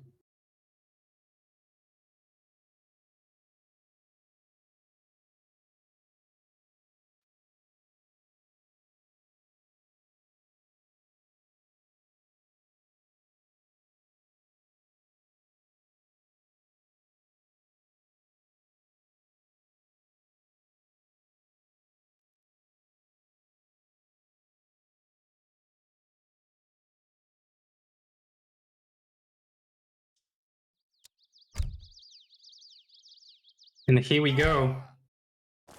Game number 6 in this best of 7 between Revnak and Ezad. And we've got Ezad in the color blue playing as Malta. And Revnak in the color red, top of the map, playing as the Haudenosaunee. So I can't with this copy pasta. Nice one, guys. But yeah, score is currently 3-2 for Ezad, so match point for him. We'll see what Breeze has in his mind. He's kind of picking Malta with Haudenosaunee. Now I feel like Haudenosaunee is a strong save to pick versus Malta overall, and especially on this map because you can start dock on the river, and there's enough fish to justify going for a small water boom.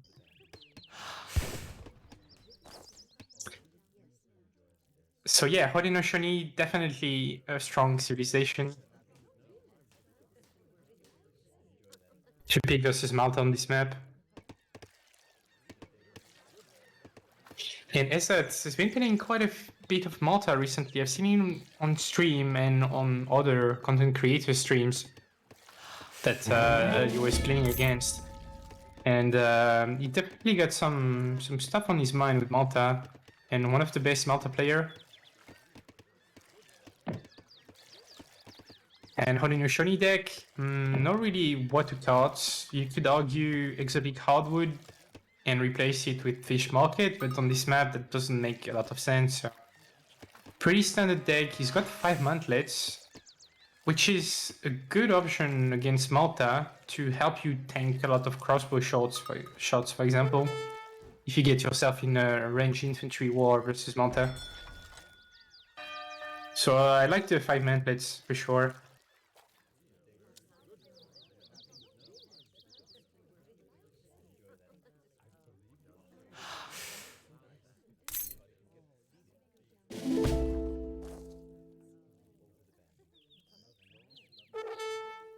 As for the Maltese civilization, again, really standard deck. All the cards that you would expect: double carrot in H2, crossbow upgrades, a lot of mercenary cards in H3, but definitely useful versus Haudenosaunee. Like the Pandos are so good versus Forest Brawlers. Could definitely win you the game.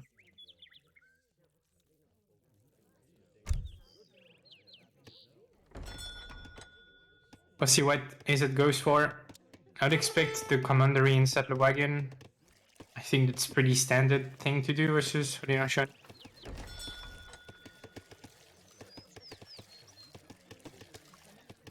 Let's see if Ezad can close this series out, or if Revnak is gonna bring us to a last and decisive game in this series.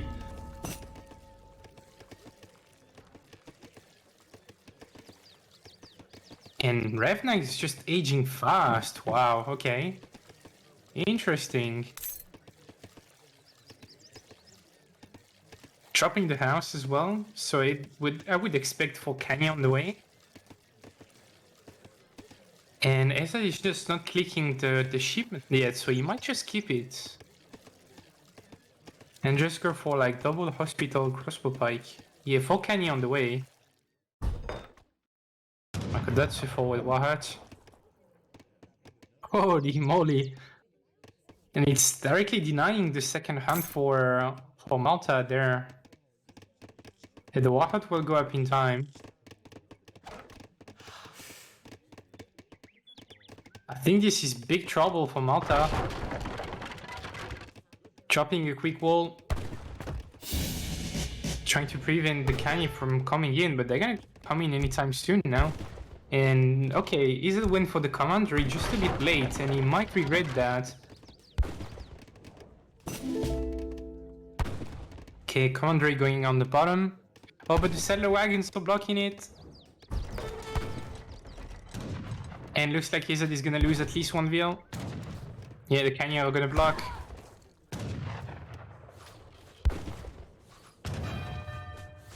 So Revnak definitely putting the pressure on, but the commander is gonna go up.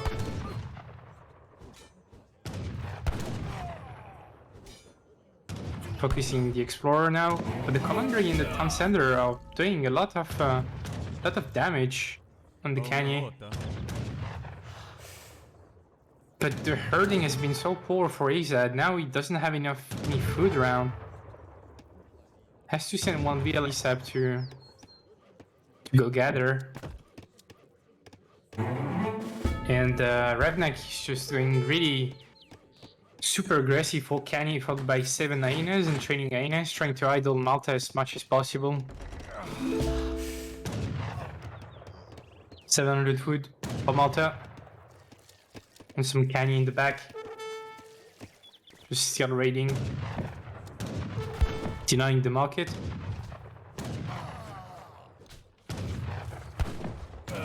How is Thank you with the gifted sub to Elite Rifleman? Thanks a lot.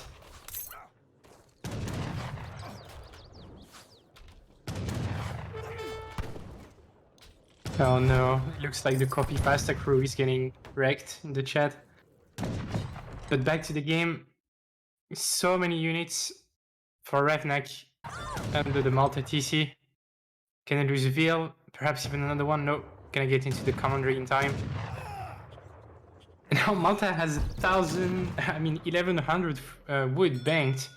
Just can't spend it. He'd like to train settler wagons and train units in veils, but he just cannot.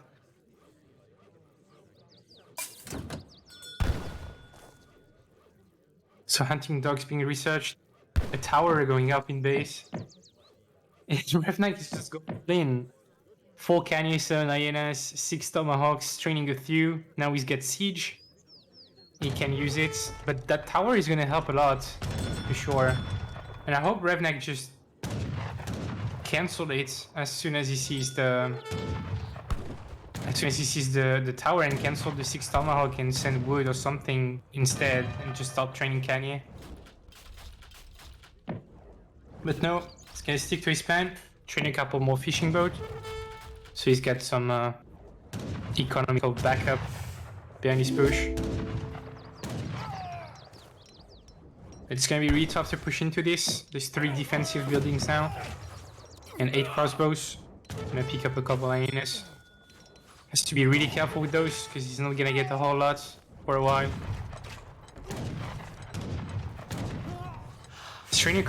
He's trying to train hussars, but he will get like 2 at best. But baiting, I would even cancel it and just Minuteman, honestly. He can get 2 hussars, but is it gonna be enough? Probably not. Yeah, there's so many tomahawks.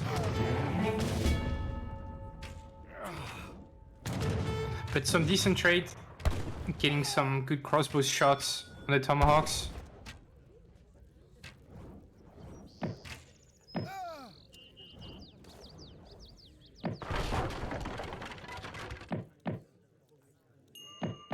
The problem for Malta is the food situation. Eventually we'll have to push out to secure resources, and literally his next hunt is under Haudenosaunee control right now with the war hut.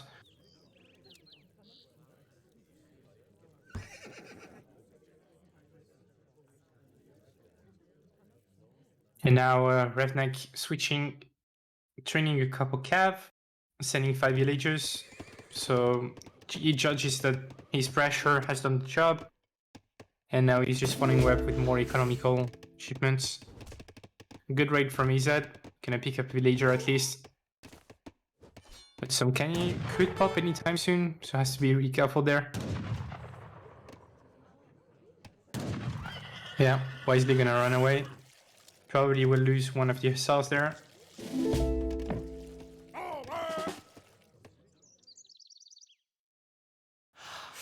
So no intention to go Fortress for Revnak. He's just happy staying in H2 and mass these pretty powerful units overall. Canny and Haudenosaunee infantry. Once you start stacking these H2 upgrades on your infantry, they are really strong. Ezad is gonna get caught.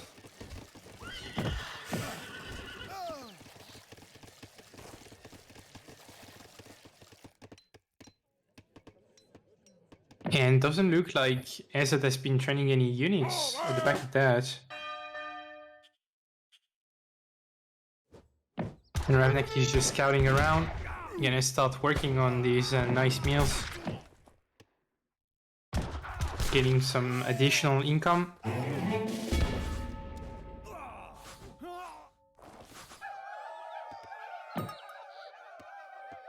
And controlling the food is what will probably win Revnak the game if things keeps on going like that. And he knows it. He knows that he controls it. So he's gonna drop a second Warhut. Prevent Ezad from herding. Taking the meals control.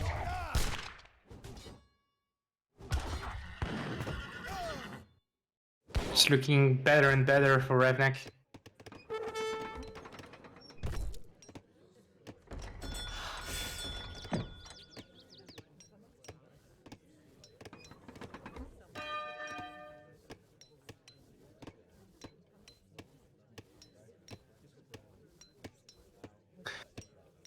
Okay, is it finally able to train some units? He's sending 700 coin, but he's gathering from berries, which is not what you want. Looks like there's some contention on the right hand side of the map, close to the river. Oh yeah, huge catch from Revnak, killing a few wheels. And Malta is trying to water boom, but as soon as this gets identified by the Revnak, I'm pretty sure he's gonna right-click that dock and train a couple canoes to kill these fishing boats. Not even that, it was just a long house, controlling all the hounds in the map.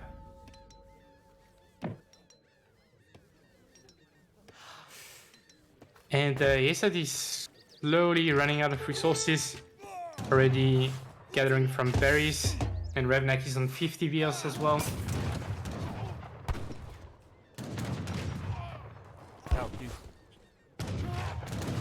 The warship going down once again, so no HP boost for the Haudenosaunee units. But the Aina is just standing there and fighting is really strong. Mateman being called, preventing the Canyon from connecting to the crossbows. But there's so many Haudenosaunee units. Ezad will have to get next level micro to kite those. And then now the Ainas are... Oh, a nice gate trick.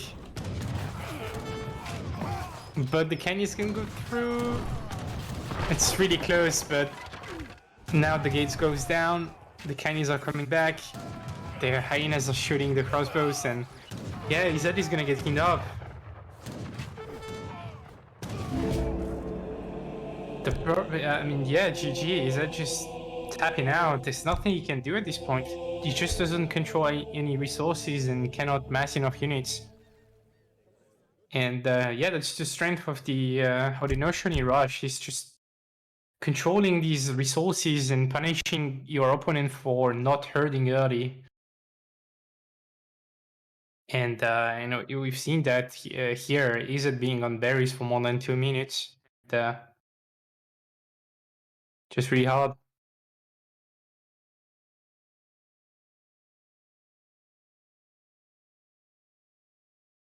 So yeah, 3-3. We're going into the last game of this series. The winner will move on to the semifinals. Is it going to be Revnak? Is it going to be Ezad? We'll see that in the last game.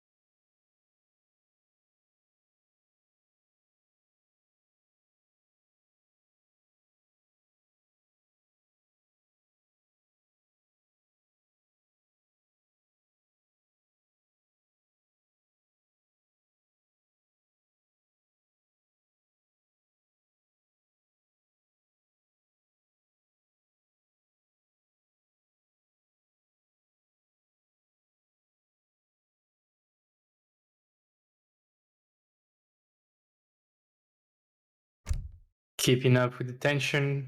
We are 3-3. Clutch game incoming between Revnak and Ezad.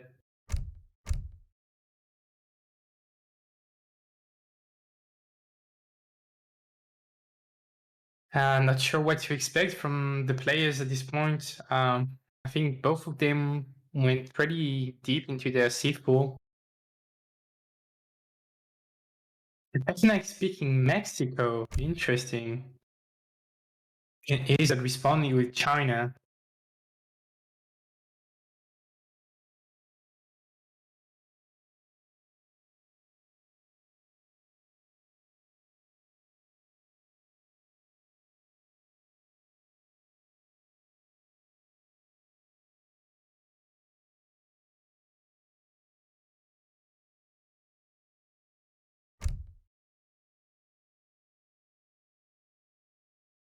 Well, I really have no idea what to expect from Revnak Mexico.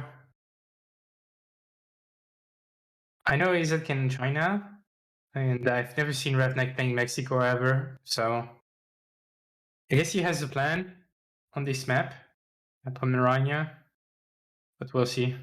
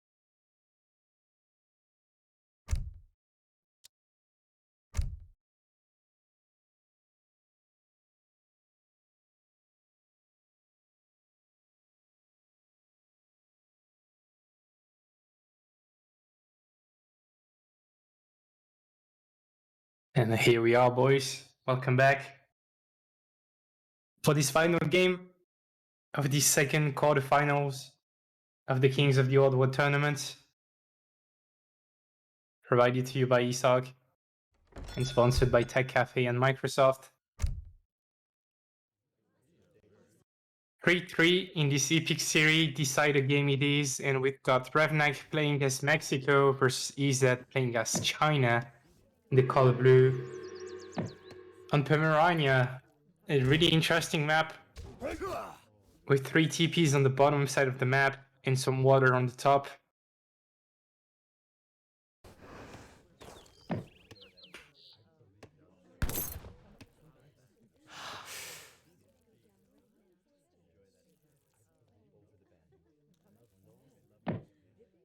Ezad Let's see what he intends to do. Looks like he's going for the training post. Yes, he is. And so is Revnak. Both explorer building their own training post. Curious to see what's going to happen in this matchup. Mexico should be able to put some pressure on for sure. He could siege the Chinese training post if he wants to. I just really don't know what to expect from Revnak. And yes, there it is, the water boom, obviously.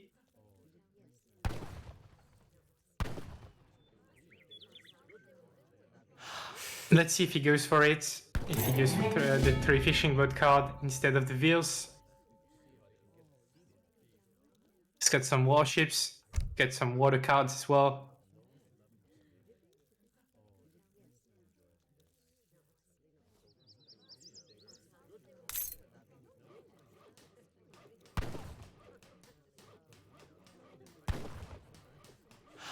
How's going up? Let's see what Revnak's shipment is going to be. 3 villager it is. 2 villager and the hacienda, sorry. And Ezad is going for tea exports.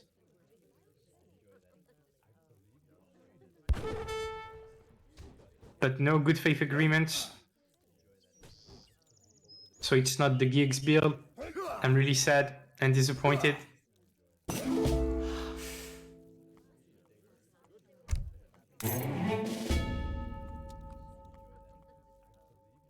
Let's see what he does with that. He's got the early TP, so he's already got a second shipment. He can go tea exports, and then the village card will grant himself 2 additional villagers.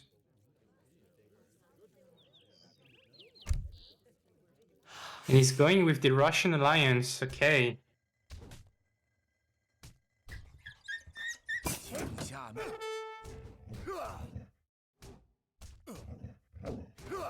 He's at working on a big treasure.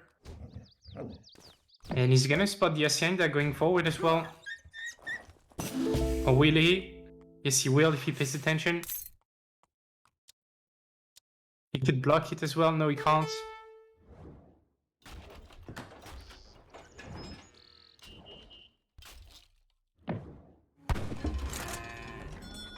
Hacienda will take some damage, but no big deal. And Revnak is going for the cathedral now.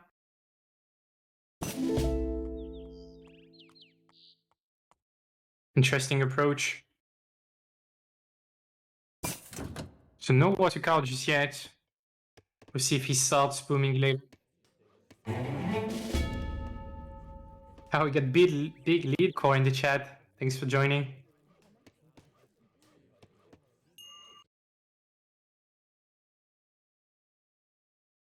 There it is. The economic shipment for Revnak, going in with the fishing boats, and Ezad is just staging at the same time, going with the Russian alliance. Let's see if he goes for the blockhouse, or if he's got something else in mind.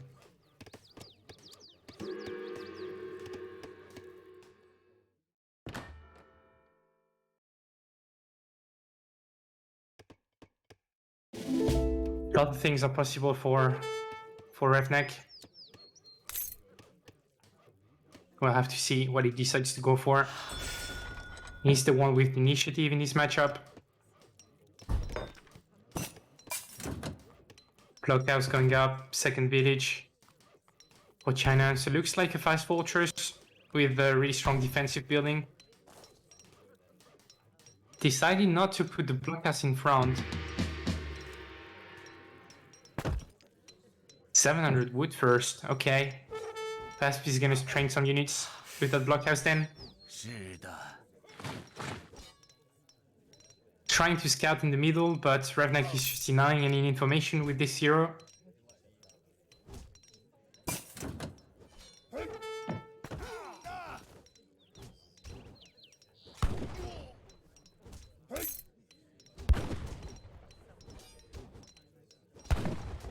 And Revnak is training some Insurgente, shipping villagers in the back of that, trying to apply some pressure on the Chinese base.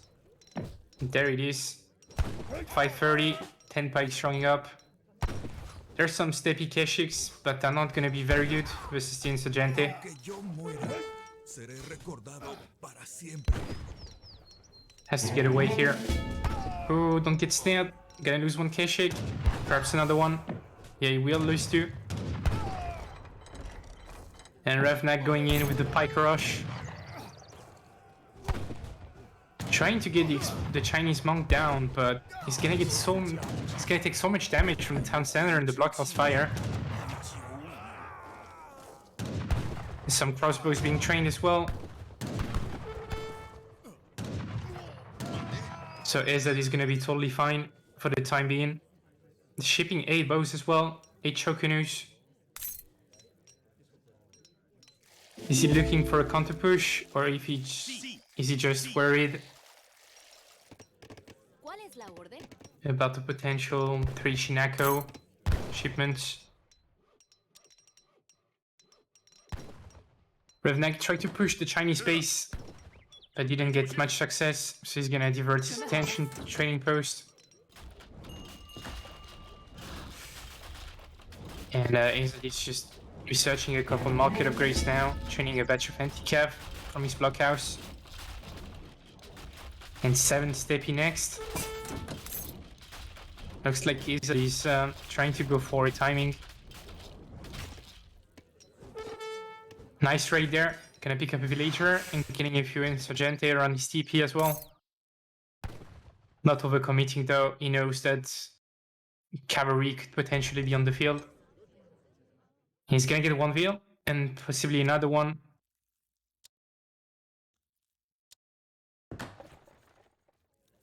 But 7 steppies are about to hit the field anytime soon. And if Revnak overextend there, he could get kinged up.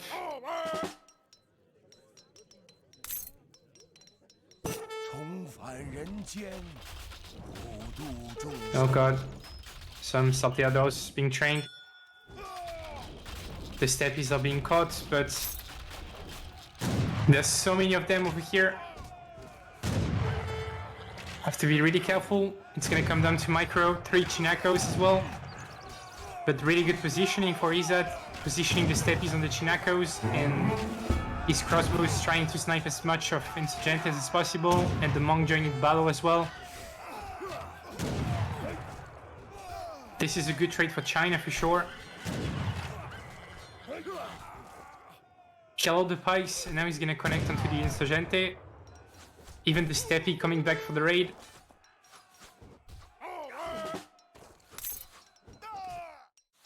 More pikes to save the day for Revnak, but he already lost all his skirmishers. But Ezad is just sleeping over there, and he's gonna lose all his cav. Oh, such a blunder.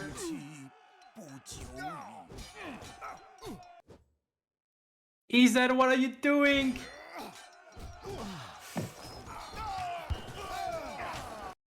What just happened? Revnak isn't pausing the game.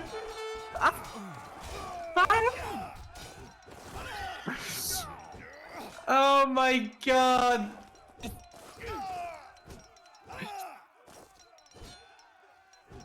Oh.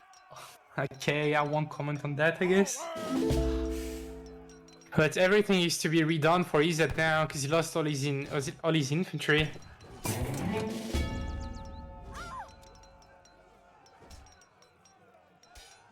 Nuestra Señora de Guadalupe nos protege con sus manos milagrosas. And now there's a lot of insurgente under Ezad's TC. He's calling immediate men, but it's gonna be really tough to hold that. He's got some coin pikemen, but not enough of them.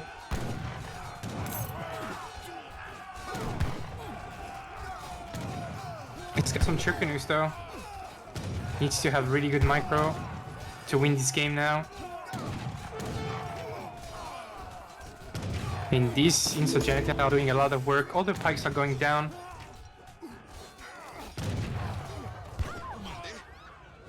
And Breeze is just spamming batches of 10 after 10 after 10.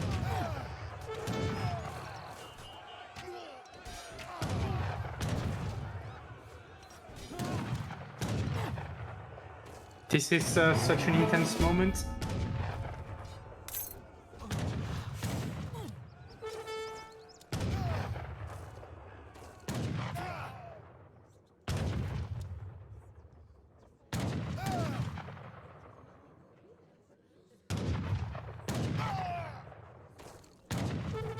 This is really tense. Revnak, he's pulling ahead in score now. I don't think this is over at all, but there's so many pikes and it's getting harder and harder to deal with them. And if Revnak finds the Veers, and he will, it's gonna be really tough. Does Ezad have anything on the way?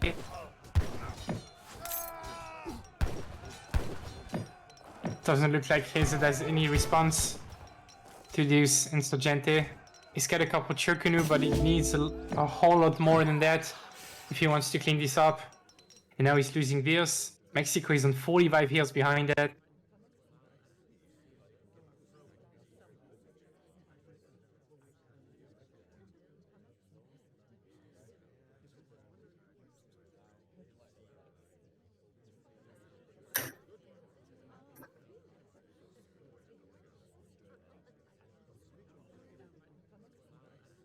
Mm-hmm.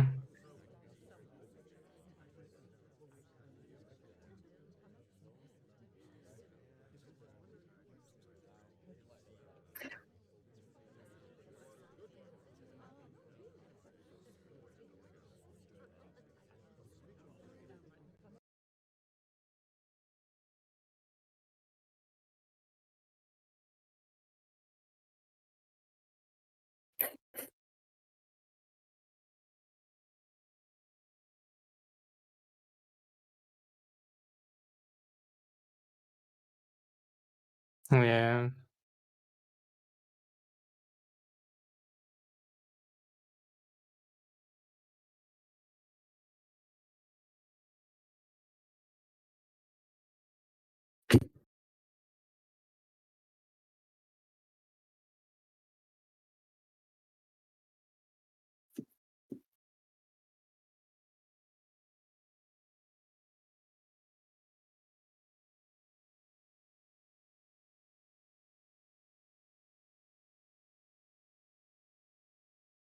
Sorry guys about this inconvenience. We are currently pausing the game to investigate what just happened. So we'll be right back with more information as soon as we can.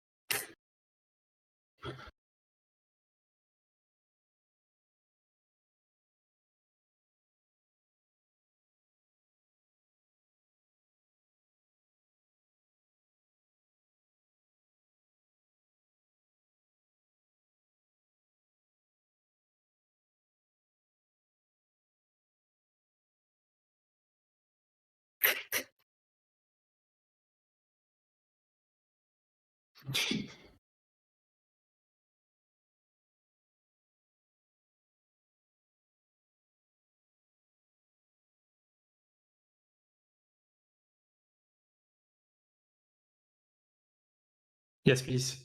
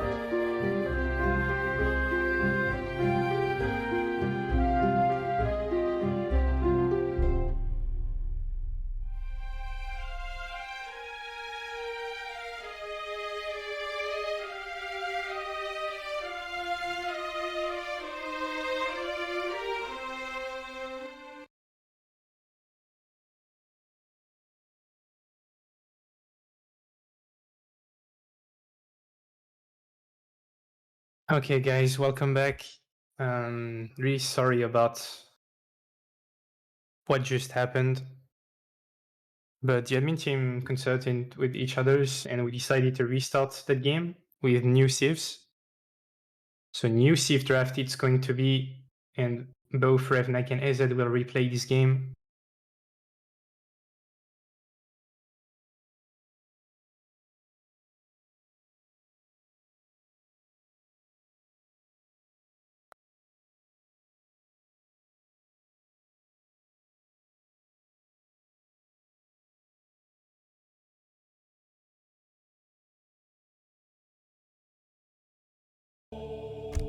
Once again, really sorry about what happened.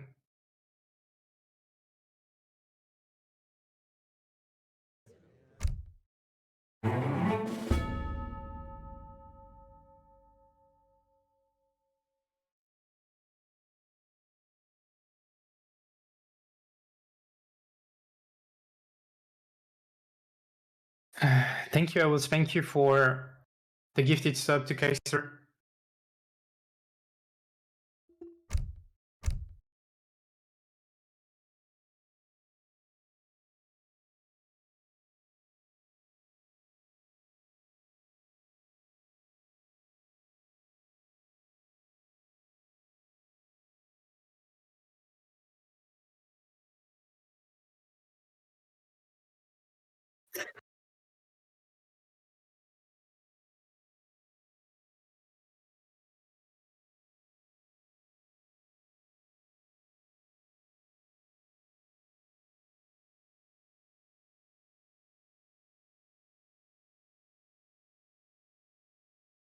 So waiting for players to pick their civs.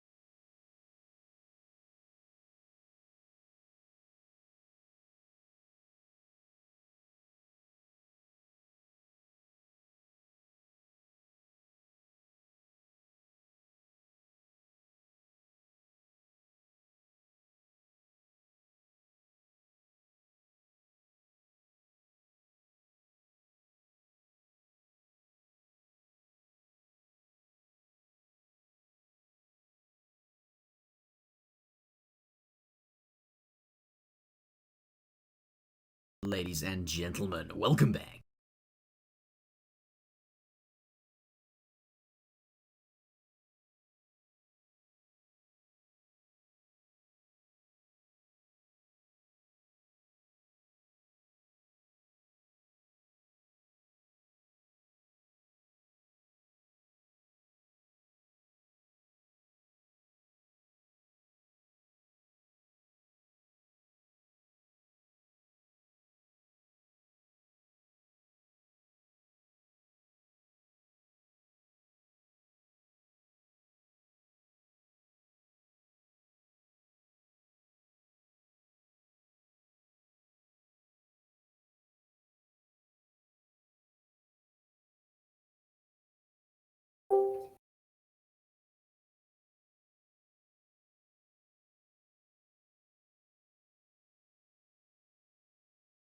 Hello, hello, hello.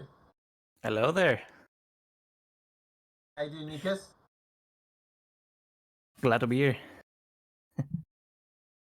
Let's let the drama aside and hop on for the final game, shall we? How are you enjoying the drama?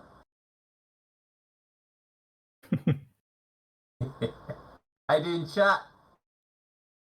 Everything is good.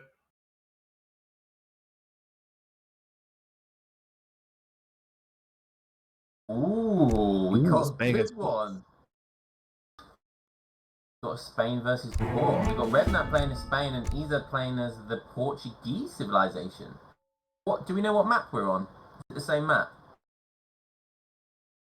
Yeah, it's the same one. Excellent, excellent. Oh, this is gonna be juicy. You're in for a treat, chat. You're in for a treat. Who is speaking? It's the one and only Lionheart. How do you not recognize my voice? Hausa. And I'm joined by Nikas. Am I saying that right? Is it Nikas? How do you pronounce it? Nicias. Nicias. But it's close. It's close. It's close. Close You enough, tried. close enough. Yeah. Getting closer and closer each time you cast, trying to spell it. Oh, getting some apparently some problems with my mic. I don't know if that's my mic.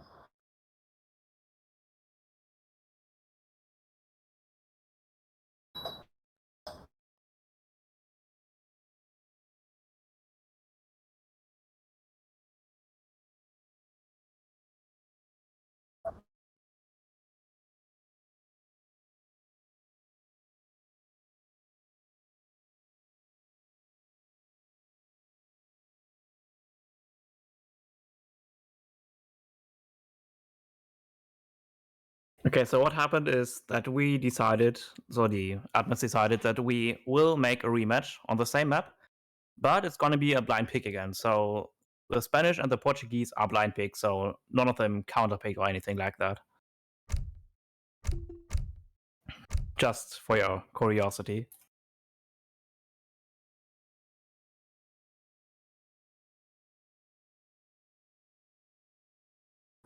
Alright, we're almost ready. How's my mic sounding now, guys?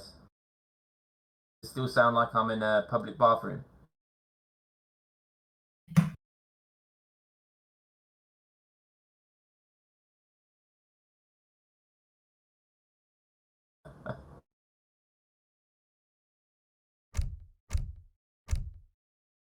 Alright, I'm hearing it's better.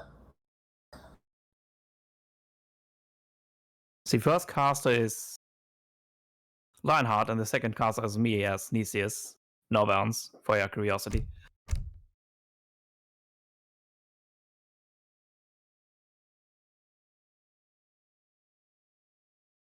Yeah, like the final match.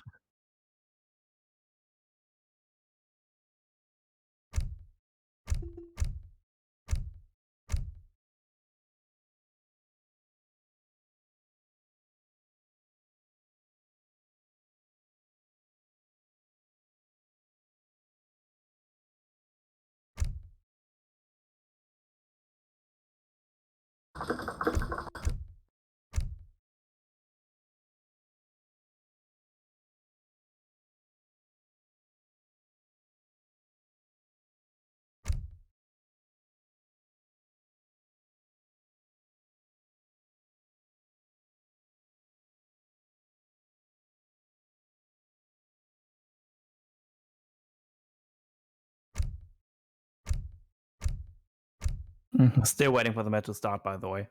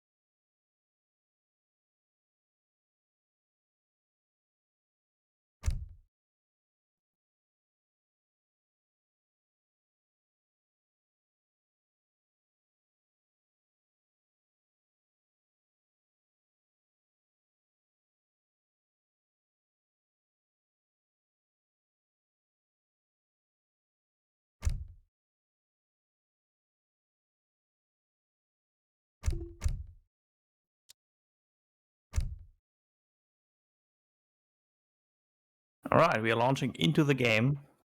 It's about to start. The waiting time is over. You had enough time to get a toilet break, refresh your drink, or sweetings, whatever. Now for real, the final game.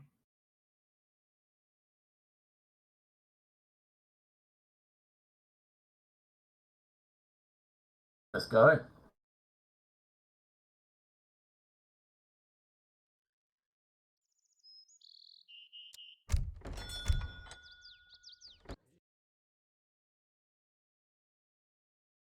Alright, so on the right side of the map we have Ezad as port, Guigs.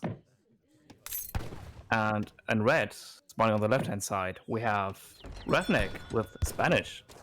Both really solid picks on this map, as it has water, TPs separated, like on the north side is water and the south side is other TPs. The water might not seem as much, but there are plenty of whales in it. We're gonna see how it resolves the match here. Yeah, this is going to be an interesting one. Traditionally, this is sort of a bad matchup for the Portuguese. The Spanish FF just kind of tends to dominate the ports on a normal land map, but this isn't a normal land map.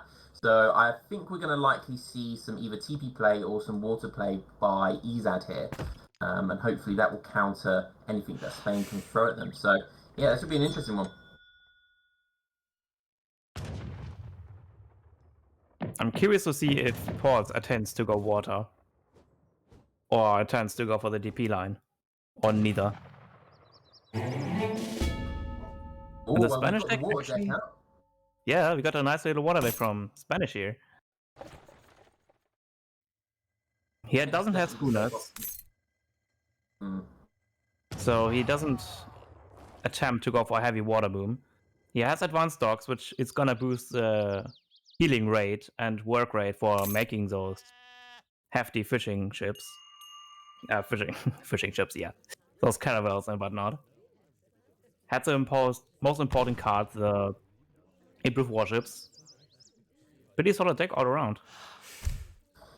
Yeah, he's got a lot of water decks in his deck, so I think we might see some quite heavy investment by Revnak if he spots the water play by Ezad. So he's definitely prepared for it. Take a look at Ezad's deck. Again, as we expected, pretty much a 1v1 water deck.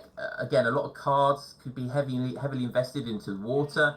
First card's going to be schooners, so we're definitely going to be seeing some water play here. How is Revnak going to respond to this? That's ones we're waiting for. If Revnak is going for a casual, good old 3 caravel timing, sending the caravels, making another caravel, or completely ignoring the water and going for hefty timing before the water pays out around the 10-minute mark. Or even going for TP himself. Take the TP line, going for a later timing push, control the map. A lot of options there. Yeah, so it's a pretty decent water map. There's plenty of fish in the sea, so to speak. This is all going to come down to how Revnak is going to respond to this. Is he going to go for the traditional fast fortress, which with the fast 2 cannon, 2 falconet timing can definitely beat the water play by Ezad. However, we've got that island at the north of the map as well, and that could be a real game breaker. You know, Portuguese getting those free TCs with every age up, so maybe you could utilize that North Island. It's a really cool dynamic map. I really do like this map. It's one of the new ones that has come out. So shout out to Vividly Playing for that one. Oh, dock going down now. That's kind of a cheeky dock. That's not going to be too easy to spot, but we'll see if Revnak can scout it. So close. It's so close to scout it. But that's barely ran past it. Oh man. Yeah, So he's gonna walk to the shoreline. He's like, nah, no dog. It's fine. Little does he know. The dog needs better training. Yeah, especially the nose.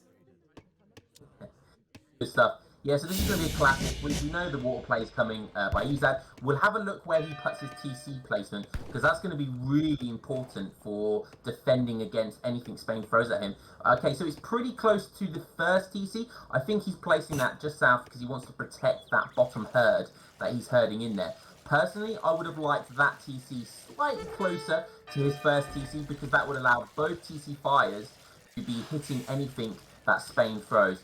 So the dog now spotting the dock. So Revnak has seen that now. It's all going to be how Revnak is going to respond. Is he going to decide to invest lots of cards into defending the water, or is he just going to go for the standard fast fortress and he's going to try and take Ezad down before he has time for any big water boom?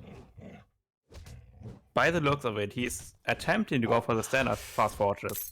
Several coin has been sent. 7 wood afterwards, which we have to wait and see what he does with it.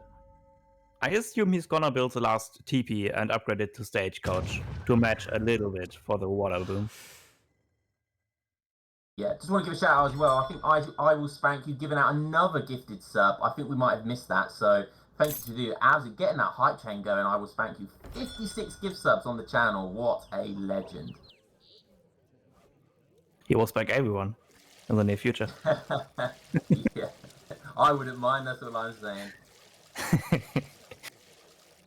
Okay, so moving on to the game, we've got, looking at Ezad, there's lots of docks, there's lots of boats coming onto the map, and as you can see, he's already utilising that North Island, putting a dock down there, which is really smart play, and that's going to make it, if Revnak does decide to put any frigates or any warships onto the water, he's going to really struggle against that defensive play that Ezad has put out. So yeah, really nice dock play there by Ezad. Also, it's protected from the general landmass, so if Revnak puts out any pikes or anything to try and siege down the docks, he's not going to be able to reach that north dock without getting any warships on. Does look like a dock is going down for Revnak though, so he is deciding to try and build some warships to try and counter this boat. We'll see how that goes. He shipped into caravels, whereas Ezad did not at the point being. But he has 2 dogs defending the shoreline. And it's sort of little choke. So it's gonna be hard to surpass this line of the water.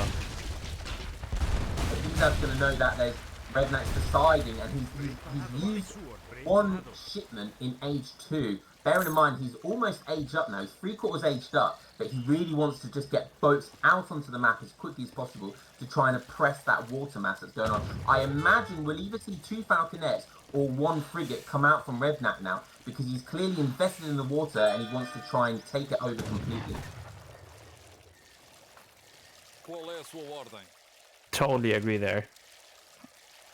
And with the Spanish XP curve, he totally has another shipment ready. Even after setting in 5 builds. Oh no, he cancelled it even, I think. I think he cancelled the 5 build shipment.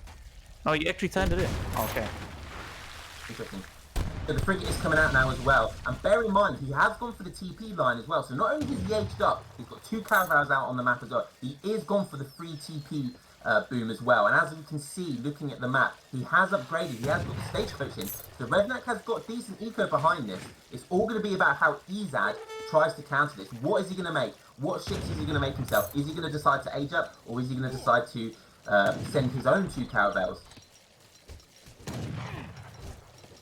And where is he gonna put the H3 TC then, once the H up? It's gonna be on the shoreline or on the base to defend the land stretcher that Spanish potentially can get. Yeah, so that's going to be really important and really vital where he puts that TC placement. Clearly, he wants to put it near the shore to protect the water. However, it looks like Revnak's hitting with a really good timing right now. It's 8 minutes in the game and he's got 2 caravels and a frigate out on the map. So he's really putting the pressure on Ezad now. Ezad doesn't have any warships out, so we'll see what his first shipment is going to be in H3. But he doesn't have a shipment ready, that's a sad thing. That's a point on 3 TPs against no TPs. With insane shipment curve compared to having not a single TP. Yeah, he even built a church. I saw in his base, he even built a church to try and help with that XP. As anyone who doesn't know it, churches now on DE produce XP. So he's clearly gone for that. Understand he needs a shipment ASAP and built a church just to help him get as much XP as possible. So the 2 Falconets out now as well, and that's going to be taking down the TC. It doesn't look like that's going to stay out when it goes down, and that's going to be massive for Revnak. Revnak's really happy with that. On the north side of the map now as well, we've got the boats coming out, the docks been taken down. This is a huge timing from Revnak, and it's looking really tight for Ezad. He's going to need something big here. He's basically defensive now on the shoreline. Sure, he has a frigate, but it's gonna surely die against Caravel, the frigate himself, and the 2 Falconets on land. And his entire water economy is like completely defensive now. Yeah, Revnak has really countered this water play perfectly. I'm not sure Ezad should have gone to HP that soon. I really think he needed the 2 caravels out on the map a lot earlier and he would have been able to help protect those boats. But he's shipped the frigate now. Is it going to be enough? Some 5 goons are coming out now. They're not going to do too well against those rods, and not even one's going to go down at a time. So he's really going to struggle here. Scores are relatively close though. That being said, the entire water economy getting down now. Meanwhile, Spanish still has a 3 TP stagecoach. Yeah, it's looking really good for Revnak at the moment. He's putting another dock down, so it looks like he's going to want to try and get that boat boom back again. He's invested so much into the water. If he loses the water, he's probably identified he loses the game. So it's all going to be about what he can do and what his response is going to be now to Revnak's water play here. Is he going to go for another warship? Is he going to decide to go for the 2 TC boom? Yeah, he's in a tight spot. He's in a really tight spot at the moment. Yeah, it's looking really tight for Ezad. Revnak has done exceptionally well on both land and water.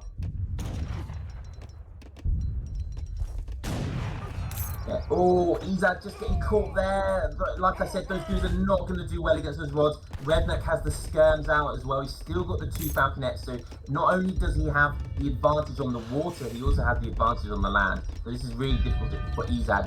He's just popped some Castadors. They're going to be able to do some micro, but the Falconets will make short work of them. So yeah, not looking good for Ezad at the moment. He's going to have some crazy micro to get himself back in this game. Ezad's basically tight to the corner, whereas Revnak has the entire map, as well as, like, more or less the entire water as well. It's gonna be really tough one to get a comeback here. With even his 3rd TC getting tonight block. Yeah, Ezad's going to try desperately to put 10 villagers to maximise the damage output from the TC, and he's going to use the TC fire against those Falconets, because that's really the only thing he can do. Maybe one Falconet goes down, but GG! That's a game! Well played to Revnak. Well played, everyone. Unfortunate to Ezad, Revnak just hit with that beautiful timing there. Like 8 minutes, he had 3 warships out, and Ezad had absolutely nothing. Took down the TC as well by Ezad, and just a great timing by Revnak there. Well played. Yeah. He has learned his lesson. He knows how to play the map. He also knows how to play in water. Yeah, exactly. His student from Kanisi himself. But GG, well played. Great games for both of these guys. We certainly had some hype moments there and some drama going on there. So, but well played to both of them. They put on a really great show. and I'm sure everyone watching really enjoyed that. So yeah, well played to both.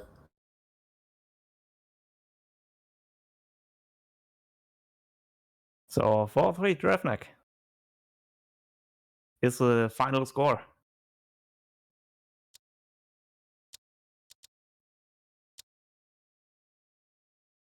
Yeah, just very just has clearly done that build order before plenty of times, and just knew exactly what to expect from the Portuguese boom. Revnak being a Portuguese main himself, so he knew exactly how to counter it. Yeah, exactly. So, yeah, well played to Revnak. Looks like we're going to be moving on now. Yeah, up to the next series.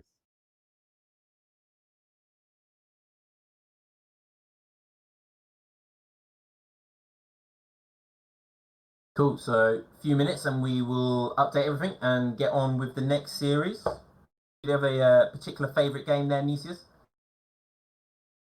I actually enjoyed the game before. Well, it was like the entire. I think it was Finland, where you have like the water TPs and whatnot.